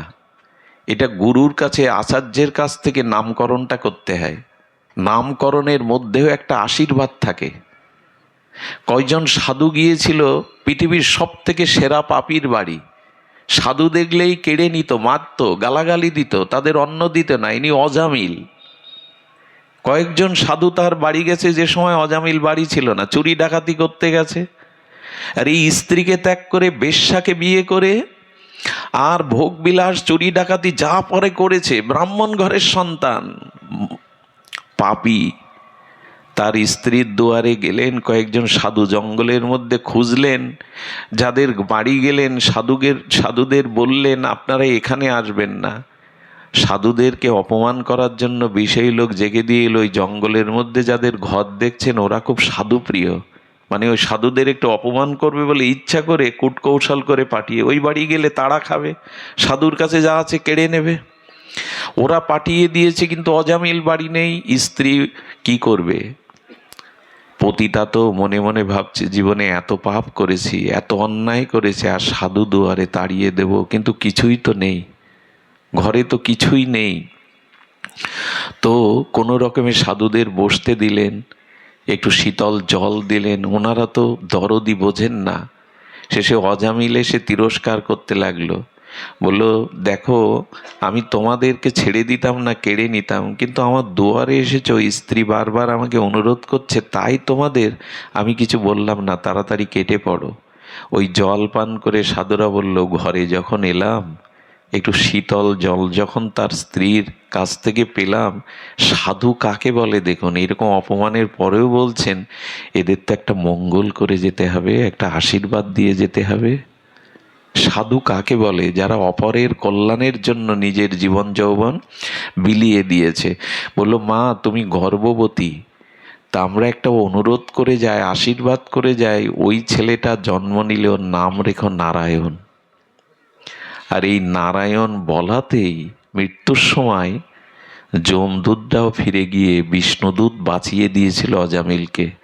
আর এই মহিমা যে অজামিল কাশীতে ভজন করে প্রেম লাভ করে বৈকুণ্ঠগতি হয়ে গেছিল একটা নামের কারণে। এই জন্য সন্তানাদির নাম আজ আমরা উপন্যাসের পাতা থেকে নাটক, চলচ্চিত্র, সিরিয়াল থেকে রাখতে শুরু করেছি। নাম রাখাটা সংস্কার। স্ত্রী বললেন নাম তুমি রাখবে না, আমি রাখবো। প্রথম পুত্রের নাম রাখলেন বিক্রান্ত, দ্বিতীয় সুবাহু। এই নামগুলো ভাগবতে অধ্যায়ে এসেছে, এই আমাদের ভক্তমাল চরিত্রে। আর তৃতীয় রাখলেন শত্রুমর্দন। আর চতুর্থ সন্তানের যেটা নাম রেখেছিলেন অলোক। আলোক বলা হয়, ওখানে আছে আলোক, ওই দেশের নাম এমন। 4 সন্তানের নাম রাখলেন। গর্বে হরিনাম ত্যাগ তপস্যা করতে করতে তাদের যখন 2 বছর বয়স হলো, তখন মা বিছানায় বসিয়ে তাদের হরিনাম হরিকথা শোনাতেন। এই দেখুন হরিকথা, অনেকেই বলে কি ওরা কি বোঝে হরিকথা? আচ্ছা, ঔষধ যখন আপনি খান, কি কি উপাদান দিয়ে ওষুধ তৈরি, এটা কি আপনি জানেন? জানেন কি? জানেন না। ডাক্তার বলে দিয়েছেন এই রোগের এই ঔষধ, ওইটা না জেনে যখন আপনি ঔষধটা খান, ওর ক্রিয়া করে কিনা, গিয়ে ভেতরে গিয়ে রোগ সারায় কিনা, খুব কি জানা দরকার ওষুধের মধ্যে কি কি উপাদান দিয়ে ওষুধ তৈরি। ঠিক তেমনি ছোট ছোট বাচ্চাকে মা বুকে করে কৃষ্ণ লীলা শোনায়, ভগবানের লীলা শোনায়। যদি বলে ওরা কি বোঝে, বলে ওইটা ঔষধের মতো, বুঝুক আর না বুঝুক, কান দিয়ে ভেতরে গেলেই ওদের ভক্তি হবে। এই শব্দগুলোর মধ্যে এমন শক্তি আছে। কবিরাজ কৃষ্ণ গোস্বামী চৈতন্য চরিতামৃতে একটি পয়াত দিয়েছেন, বুঝে বা না বুঝে কেহ, শুনিতে শুনিতে সেহ, কি অদ্ভুত চৈতন্য চরিত। হ্যাঁ, শুনিলে বড় হিত হবে, কৃষ্ণে উপজয়ে প্রীতি, বুঝিবে সে রসের রীতি, শুনিলেই হয় বড় হিত। বুঝে বা ন বুঝে কেহ, এই যে ভাগবত শব্দগুলি, হরি কথাগুলো কেউ না বুঝলে অর্থসহ ও ভেতরে গিয়ে ওর কাজ করবে। তাই শিশু সন্তানকে গোবিন্দ কথা লীলা কথা শোনাতে হয়। ওই কোলের মধ্যে স্তন পান করাতে গিয়ে যদি মা নামের সহিত দুধটা পান করায়, হরে কৃষ্ণ মহামন্ত্র বা হরি হরি বলতে বলতে পান করায়, দুধটা দুধ হয় না, প্রসাদ হয়ে যায়। এসবগুলো ঠাকুমা দিদিমা ওদের বোঝানো হতো না, ওরা এটা বুঝেছিল। ওরা এত সাধুসঙ্গ এত শাস্ত্রপাঠ কীর্তনে না গেলেও ওরা বুঝতো আমার আচরণের প্রভাব পড়বে। আমরা এখন বুঝেই গেছি, আর আমরা এখন বুঝি বেশি নিতে চাই না। যে ভরা পাত্রে জল আনতে গেলে নিতে পারবেন, যে পাত্র ভরা তাতে কিছু দিতে গেলে কি হবে, উপচে পড়ে। আমি কম বুঝি, ওই ঠান্ডায় বসে বসে কে কোথা থেকে বকবক করছে তাই শুনতে হবে আমাকে। আমি কম বুঝি, আমি লেখাপড়া কম জানি, আমার জ্ঞান কম আছে, আমার বিবেক কম আছে। এই ভরা পাত্রে নিবে কি তুমি? পাত্রই যদি ভরা থাকে তো দিতে গেলে উপচে পড়ে যাবে। এইসব যুক্তি তর্ক কুতর্ক রেখে সরল হন, আর জীবনে ওদেরকে এই পথ দিতে শুরু করুন। ওই 4 সন্তানকে বসিয়ে ওই ওই ওই বয়সেই তাদের বলতো, তোমার নাম বিক্রান্ত না, তোমার নাম সুবাহু না, তোমার নাম আলোক না, তোমাদের কোনো নাম নেই। এই দেহ তোমরা নাও, এই রক্ত মাংসের দেহ তোমরা নাও, তোমরা স্বরূপ, তোমরা আত্মা, তোমরা ভগবানের দাস। 2 বছরে সন্তানদেরকে এই জ্ঞান দিচ্ছেন। তোমরা দেহ নও, তোমরা এই রক্ত মাংসের পিণ্ড নও, তোমরা গোবিন্দের দাস, তোমরা গৌরের দাস, তোমরা ভগবানের দাস। এই দেহটা পোশাক মাত্র। এইভাবে ওদের জ্ঞান দিচ্ছেন, স্বরূপের চিন্তা দিচ্ছেন। এভাবে উপদেশ তাদের দিতে দিতে, কানে হরিনাম দিতে দিতে, ভগবত কথা শোনাতে শোনাতে, আর এই উপদেশ দিতে দিতে তাদের ভিতরে একটা জিনিস বলি, ভক্তি যদি বা তাদের আদর্শ জ্ঞান যদি দিতে হয় শিশুকালে দেন, পরে গেলে আর কাজে লাগবে না। একথা কার না জানা? মাটি যখন নরম থাকে তখন কুমোর কি করতে পারে, হাড়িও গড়াতে পারে, সরাও গড়াতে পারে। ওই মাটি রৌদ্রে শুকিয়ে গেলে আর হাড়ি কড়া গড়ানো যাবে না। শিশুকালে প্রভাবটা পড়ে, সন্তানের মনের ওপরে, স্বভাবের ওপরে প্রভাব পড়ে, পরে আর এই প্রভাব পড়ে না। এই জন্য প্রহ্লাদ মহারাজ বলেছেন, কৌমারান আসাহারিত প্রাজ্ঞ ভাগবত ধর্মান। যদি ধর্ম করতে হয় শিশুকাল থেকে, কৈশোরকাল থেকে শুরু করো, পরে আর এটা হয় না। পরে আর একবার শ্বাস থেকে উঠে আসলে ও আর বদলানো যায় না। শ্বাসে যেমন পড়বে ঢালাইটা তেমন হবে, পরে আর আঁকা বাঁকা করতে পারবে না। শিশুকালেই থেকে শেখাও। কেমন জানেন? নামদেব, এই বিখ্যাত মহাপুরুষ নামদেব যখন 5 বছর বয়স, তার পিতা কার্যান্তরে যাওয়াই বলল, ঠাকুর ঘরে ঠাকুরকে 1 গ্লাস করে দুগ্ধ সেবা দিস, ঠিক করে দিস, আমি 3 দিন বাদে ফিরব। ধ্যান দিয়ে শুনুন, ওই নামদেব জন্মেই ছোটবেলা থেকে ভগবতের অনুসারী, পিতামাতা শিক্ষা দিয়েছেন, গরম দুধ তুলসী পাতা দিয়ে বলছে, বিট্টল খাও, বিট্টল খাও। আমি মন্ত্র জানি না, আমি মন্ত্র জানি না। দরজা বন্ধ করে দিয়েছে যে আমি সামনে থাকলে খাবে না। দরজা বন্ধ করে অনেকক্ষণ পরে ঘরে গিয়ে দেখে দুগ্ধের গ্লাস, দুগ্ধ গ্লাসে আছে, পাননি। বলে, ও ঠাকুর, আমি শিশু বলে, আমি মন্ত্র জানি না বলে, আমি তোমার উপাসনা পদ্ধতি জানি না বলে খাবে না? বাবা বলে গেছে, বাবার কাছে কি মুখ দেখাবো বলো তো? তুমি যদি না পাও, আমি বাবাকে কি মুখ দেখাবো? দয়া করে খাও। যখন বারবার বলছে, ওনাকে বলছে, শোনো, যদি না খাও এই হাক তুলে তোমার মাথা ফাটিয়ে। শিশু তো, আর ভগবানের এই সরলতা ভালো লাগে, পাণ্ডিত্য ভালো লাগে না ভগবানের। তারপরে যখন হাক উতিয়েও বিগ্রহ সাড়া দেয়নি, তখন ঘর থেকে 5 বছরের ছেলে একটা ধারালো ছুরি এনেছে। দেখো ঠাকুর, এই আমি গলায় দিলাম, নকল না, আমি নাটক করছি না, আমি বাবার কাছে মুখ দেখাতে পারবো না। গলায় যেই ছুরি সত্যি সত্যি টানবে, ভগবান প্রকাট হয়ে হাত জড়িয়ে ধরেছে নামদেবের। ওরে, মরবি কেন রে? বলে, এত দেরি করে এলে, আমি বলছিলাম তোমার কানে যায়নি, আমি বাবাকে কি বলবো বলো তো? 1 হাতে ছুরি ধরেছেন, আর 1 হাত দিয়ে ডকডক করে তার গরম দুধ খেলেন। বললেন, কাউকে বলিস না। শিশু মনে যা কিছু ওদের সংস্কার দেবেন, ওটাই ওদের ভবিষ্যৎ জীবনের ভিত হয়ে যাবে। পরে আর হয় না, পরে হয় না। মাটিটা শক্ত হয়ে গেলে কুমোর আর মনের মতো গড়তে পারে না, নরম থাকতে হয়। আমরা ধর্মকর্ম মানে মনে করি বুড়ো বয়সের বিষয়। হিন্দু ধর্মের মানুষ তো অন্তত তাই মনে করে, আগে ভোগ শোক করে নাও। সন্তানদের কি শিক্ষা দেই জানো? 3টে শিক্ষা। হ্যাঁ, লেখাপড়া শিখে চাকরি বাকরি করে টাকা রোজগার করো, ভালো মন্দ খাও আর মরো। আমরা শিক্ষা দেই কি? লেখাপড়া শেখো, টাকা রোজগার করো, ভালো মন্দ খেয়ে মরো। এই হলো আমাদের শিক্ষা। আমরা বাঁচবার শিক্ষা ওদের দেই না। টাকা রোজগার করলেই কি জীবন শান্তি হয়? পরকালে শান্তি পাওয়া যায়? হ্যাঁ, চাকরি বাকরি করুক, টাকা পয়সা রোজগার করুক, কিন্তু জগতের ধন সাথে যাবে না। খই আর খুচরো পয়সা চিতার ওপরে ছড়ালে, মৃত ব্যক্তির ওপরে ছড়াতে ছড়াতে গেলেই উদ্ধার হবে না। ওই পয়সায় যাওয়া যাবে না ভগবানের কাছে। খই ছড়ায় আপনাদের দিকে, খুচরো পয়সার খই দেয়, মরাকে শ্মশানে যাওয়ার সময় পেছনে একজন এরকম ছড়ায়, ওতে ওতে উদ্ধার হওয়া যাবে না।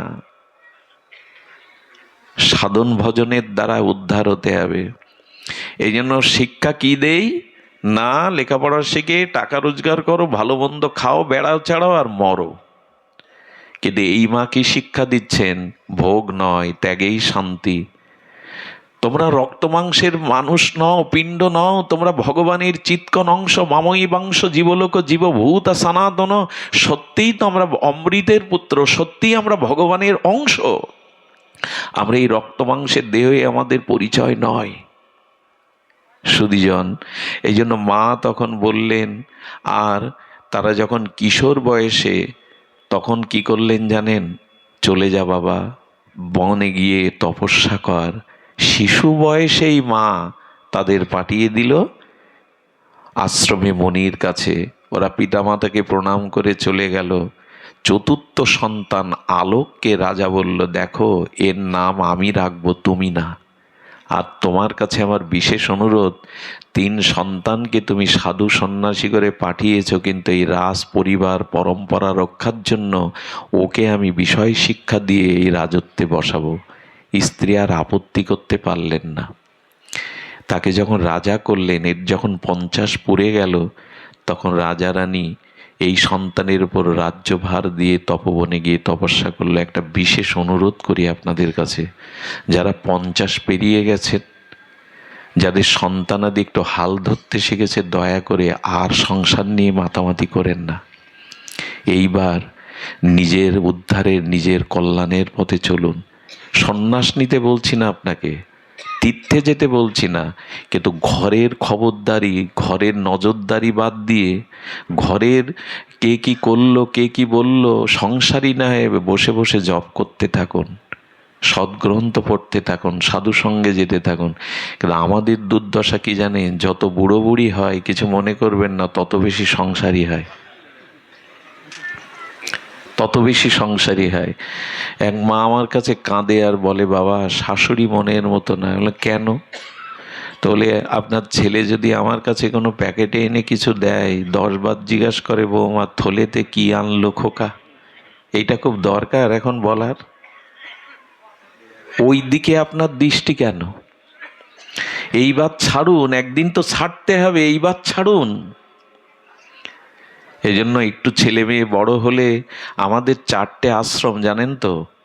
ব্রহ্মচর্য, গারস্থ, বানপ্রস্থ, সন্ন্যাস। 50 পেরিয়ে গেল মানে ডাক আসছে আপনার ভগবানের। এবার প্রস্তুত নিন, এবার গুছিয়ে নিন। আমরা তখন আবার বেশি পাতাই গোছানোর বদলে। ডাক আসে, চুল পাকে কানের পাশে, আমরা চুল কালি করি।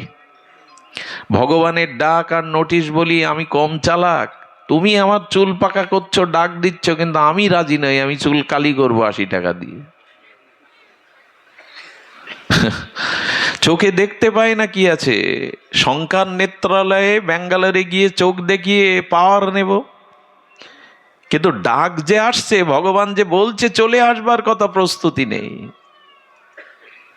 এই জন্য রাজা রানী চলে গেলেন, ওই আলোককে রেখে চলে গেলেন। আলোক রাজত্ব করতে লাগলো, আলোক রাজত্ব করতে লাগলো। ওরা বনে গিয়ে, আমি গল্প শোনাতে আসেনি, এই 4-5 ঘন্টার পথ পেরিয়ে আপনাদের এই শীতের রাত্রে গল্প শোনাচ্ছি না, এটা ভক্তমাল চরিত্রে আপনারা দেখে নেবেন। মান্দার সাজির এই চরিত্র বড় বিরল। আর এইভাবে বছরের পর বছর তপস্যা করতে করতে একদিন ওই রাজা রানী পিতামাতা জঙ্গলের মধ্যে গাছতলায় তপস্যায় রত তারা, কিন্তু 3 জন যুবক এলো।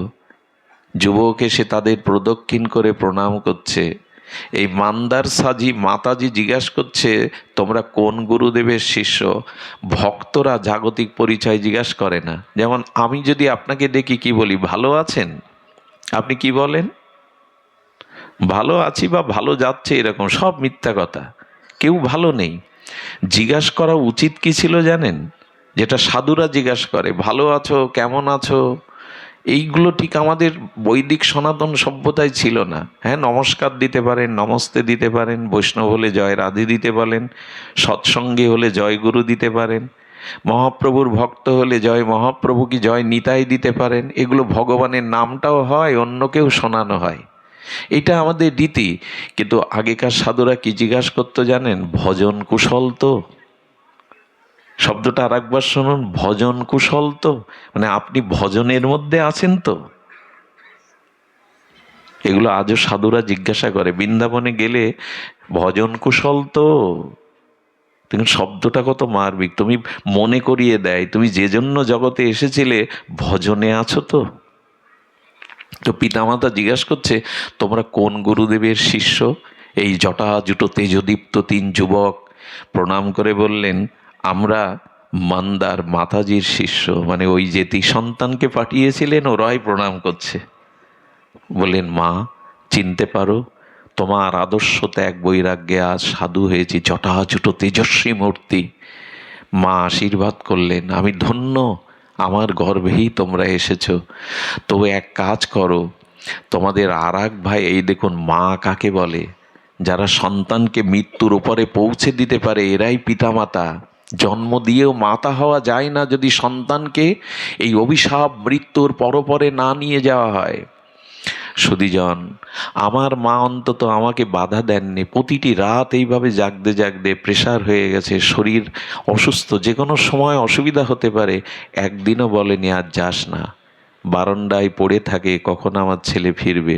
ভোর হয়ে যায়, রাত 4টে বেজে যায়, এই জেতের ভোর হয়ে যাবে, বারান্দায় পড়ে থাকে শীতে, কখন বিল্বমঙ্গল আসবে।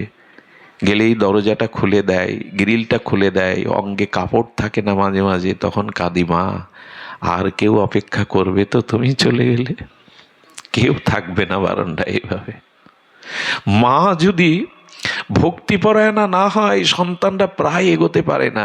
দেখবেন মা মরে গেলে বাবারা সন্তান মানুষ করতে পারে না, খুব বেশি পারে না, কিন্তু বাবা মরে গেলে মা ভিক্ষা করেও সন্তানকে লালন পালন করতে পারে। যার মা ভক্তিপথের যাত্রী, সন্তানদের মধ্যে এটা, এই জন্য মা মেপে দেয়। পৃথিবী বারবার কাঁদছে, পৃথিবী বারবার বলছে দেখো এয়ারপোর্ট ছাড়া বিমান লাভে না, স্টেশন ছাড়া ট্রেন থামে না, ভালো গর্ব ছাড়া ভালো মহাপুরুষ জন্মায় না। ভালো মা দাও, একটা ভালো মা দাও, একটা জাতিকে উদ্ধার করবে এক বিবেকানন্দ। একটা ভালো মা দাও। আজ ভালো সন্তান আসতে পারছে না, ভালো গর্ব পাচ্ছে না, তারা কৌশল্যাকে পাচ্ছে না, দেবকীকে পাচ্ছে না যে কৃষ্ণ রাম নেমে আসবে। এয়ারপোর্ট ছাড়া বিমান যেখানে সেখানে লাভে না। ভালো মাই নাই, নাই এমন নয়, যাদের আছে তারা সন্তানকে পালন, এই জন্য মা প্রয়োজন। বললেন দেখ তোদের এক ভাই আলোক রাজত্বে বসে হয়তো ভজন বলে গেছে, তোদের আদেশ তোরা ওই ভাইকে উদ্ধার করে। এই জন্য একজনকে রেখে গেছে, তাকে উদ্ধারের চিন্তা করছে এই বনে বসে, তোরা তাকে উদ্ধার করিস। বড় পুত্র সুবাহুকে বললেন, সুবাহু তোমার উপরে আমার নির্দেশ, আমার আলোককে তুমি ভক্তিপথের যাত্রী করো, তাকে উদ্ধারের পথ রচনা করো। কি করেছিল জানেন? ওই মা বাবা আসার সময় আলোকের হাতে একটা আংটি পরিয়ে দিয়েছিল, আর বলেছিল সংসারে যদি কখনো খুব কষ্ট দুঃখ ভার না বইতে পারো, এ আংটির তলে একটা ছোট্ট কাগজ রেখে গেলাম, সেদিন খুলে দেখো উত্তর পাবে, মীমাংসা পাবে। আলোকের হাতে ওই আংটিটা পরিয়ে মা চলে গিয়েছিল। এই আমাদের মান্দার সাজি তিনি দিয়ে গিয়েছিলেন আংটিটা, ও খোলেনি, কারণ ও রাজ্যে ভালোই সুখে ছিল। এই সুবাহ এলো, এসে পরিচয় দিল, আমি তোমার বড় ভ্রাতা। বললেন তোমাকে ভজন পথে আসতে হবে, তোমাকে উদ্ধারের চেষ্টা করতে হবে, কিন্তু কি জানেন, একবার যে বিষয় ভোগে মেতে থাকে তার আর ভাগবত উপদেশ ভালো লাগে না। কি বলল জানেন? তুমি যা বলছো ওটা আমার মনে ধরছে না। এই যেমন অনেকেই আছে পাশ দিয়ে চলে যাবে বলে, কি এমন বক বক শুনবো, হ্যাঁ এ কথা কি জানে না কেউ, এরকম লোকও আছে বলার। তার মানে কি, পূর্বজন্মের কোনো সুসংস্কার না থাকলে হরি কথা সাধু কথায় তার রুচি হয় না। সবাই কি এ কথা ভেবে বসে শোনে? বরঞ্চ উল্টো বলি, তুমি যা বললে ও আমার ঠিক মনে ধরলো না। ধরবে না তো? একটা জিনিস বলি, হরি কথা হরি নামে যদি রুচি না হয়, জানবেন অনেক জন্মের অপরাধ বাসা বেঁধে আছে আপনার হৃদয়ে। হরি কথা হরি নামে যদি কারো রুচি না হয়, জানবেন অনেক জন্মের মহা অপরাধ বাসা বেঁধে আছে। অনেক দিনের জড়রোগী পিত্তদোষ হলে যেমন মিশিরিও তিতো লাগে তার কাছে, যার পিত্তদোষ হয় তার কাছে কি লাগে মিশিরি তিপতে গেলে? অনেকের হরি কথা কানে জ্বালা ধরায়, অনেকের এটা প্রিয়কর হয় না, আস্বাদ্য হয় না। হয় না কেন জানে? রুচি নেই। এটা অনেক জন্মের অপরাধ। আকাশে মেঘ থাকলে কি আর চাঁদের কিরণ প্রতিভাত হয়? চাঁদের আলো দেখা যায় না, মেঘ ঢেকে দিয়েছে, আমাদের অনাত্ম ঢেকে দিয়েছে। ওর বলল তোমার এই কথায় আমার রুচি নেই, এসব উপদেশ আমাকে দিতে এসে না। এই হলো বিষয়ী লোকের সমস্যা, তারা সাধু উপদেশ ভক্ত উপদেশ নিতে চায় না। বলল মা আদেশ দিয়েছে মনে মনে, ওকে তো উদ্ধার করতে হবে। তখন চাপ প্রয়োগ করলো, আমি বড়, অধিকার এই সিংহাসন আমার, পথ ছেড়ে দাও। দেখুন তার মঙ্গলের জন্য, মার আদেশ রক্ষার জন্য কি করছে। বলল তুমি লাঠি হাতে করে বনে বনে ঘোরো, আর আমি রাজ সিংহাসনে, তোমাকে মেরে ফেলতে তাড়িয়ে দিতে আমার 2 সৈন্যই যথেষ্ট, তুমি সিংহাসন দখল করবে? ও বা কম যাবে কেন? ওই যে বিষয়ের মধ্যে রেখে গেছে, ওই বিষয় ওকে আটকে রেখেছে। বড় ভাইকে অপমান করবো যে তুমি লাঠি হাতে ঘন্টা হাতে আমাকে কি তাড়াবে, আমার 2 সৈন্যই যথেষ্ট তোমাকে শেষ করে তাড়িয়ে দিতে, চলে যাও ভালো চাও তো। বলেছেন মা ওর কল্যাণ চেয়েছে, করতেই হবে। উনি কাশিতে চলে গেলেন। কাশী নরেশ কাশীর রাজাকে বললেন উদ্দেশ্য ওর রাজ্য কেড়ে নেওয়া নয়, আপনি আমাকে সহযোগিতা করুন। ওকে একটু ভয় দেখালে, আপনি সৈন্য সামন্তের একটু হুমকি দিলে ও রাজ্য ছেড়ে দিয়ে ভজনে যাবে, আপনি একটু কৃপা করুন। এই সাধুর কথায় কাশীর নরেশ সৈন্য সামন্ত নিয়ে আক্রমণের একটা অভিনয় করলেন। আর কাশী নরেশের সাথে কোথায় পারবে? তখনই তখনই কি করলো জানেন? তখনই ও চিন্তায় দুর্দশায় মায়ের কথা মনে পড়লো। মা আংটির মধ্যে একটা কাগজ দিয়ে গেছিল, বলেছিল কখনো যদি দুঃসময় আসে, ভেঙে পড়িস, এটা দেখিস।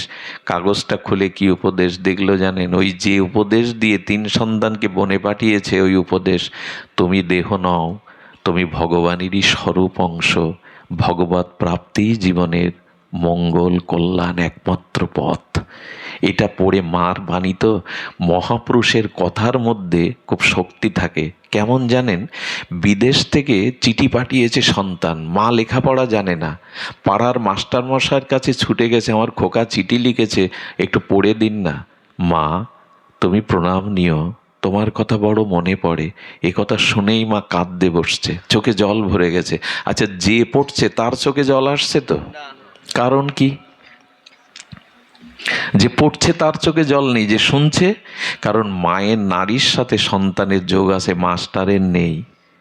তেমন যে যাকে ভালোবাসে, মহাপুরুষ সাধুদের কথার মধ্যে একটা শক্তি থাকে। ভালোবাসার মানুষ যদি চিঠি দেয়, চিঠিটা 10 বার পড়ে, বুকের মধ্যে টেনে নেয়, ওর মধ্যে ভালোবাসা মেশানো আছে। কথা বোঝা যায় কি? এই জন্য সাধুদের কথার মধ্যে একটা শক্তি আছে।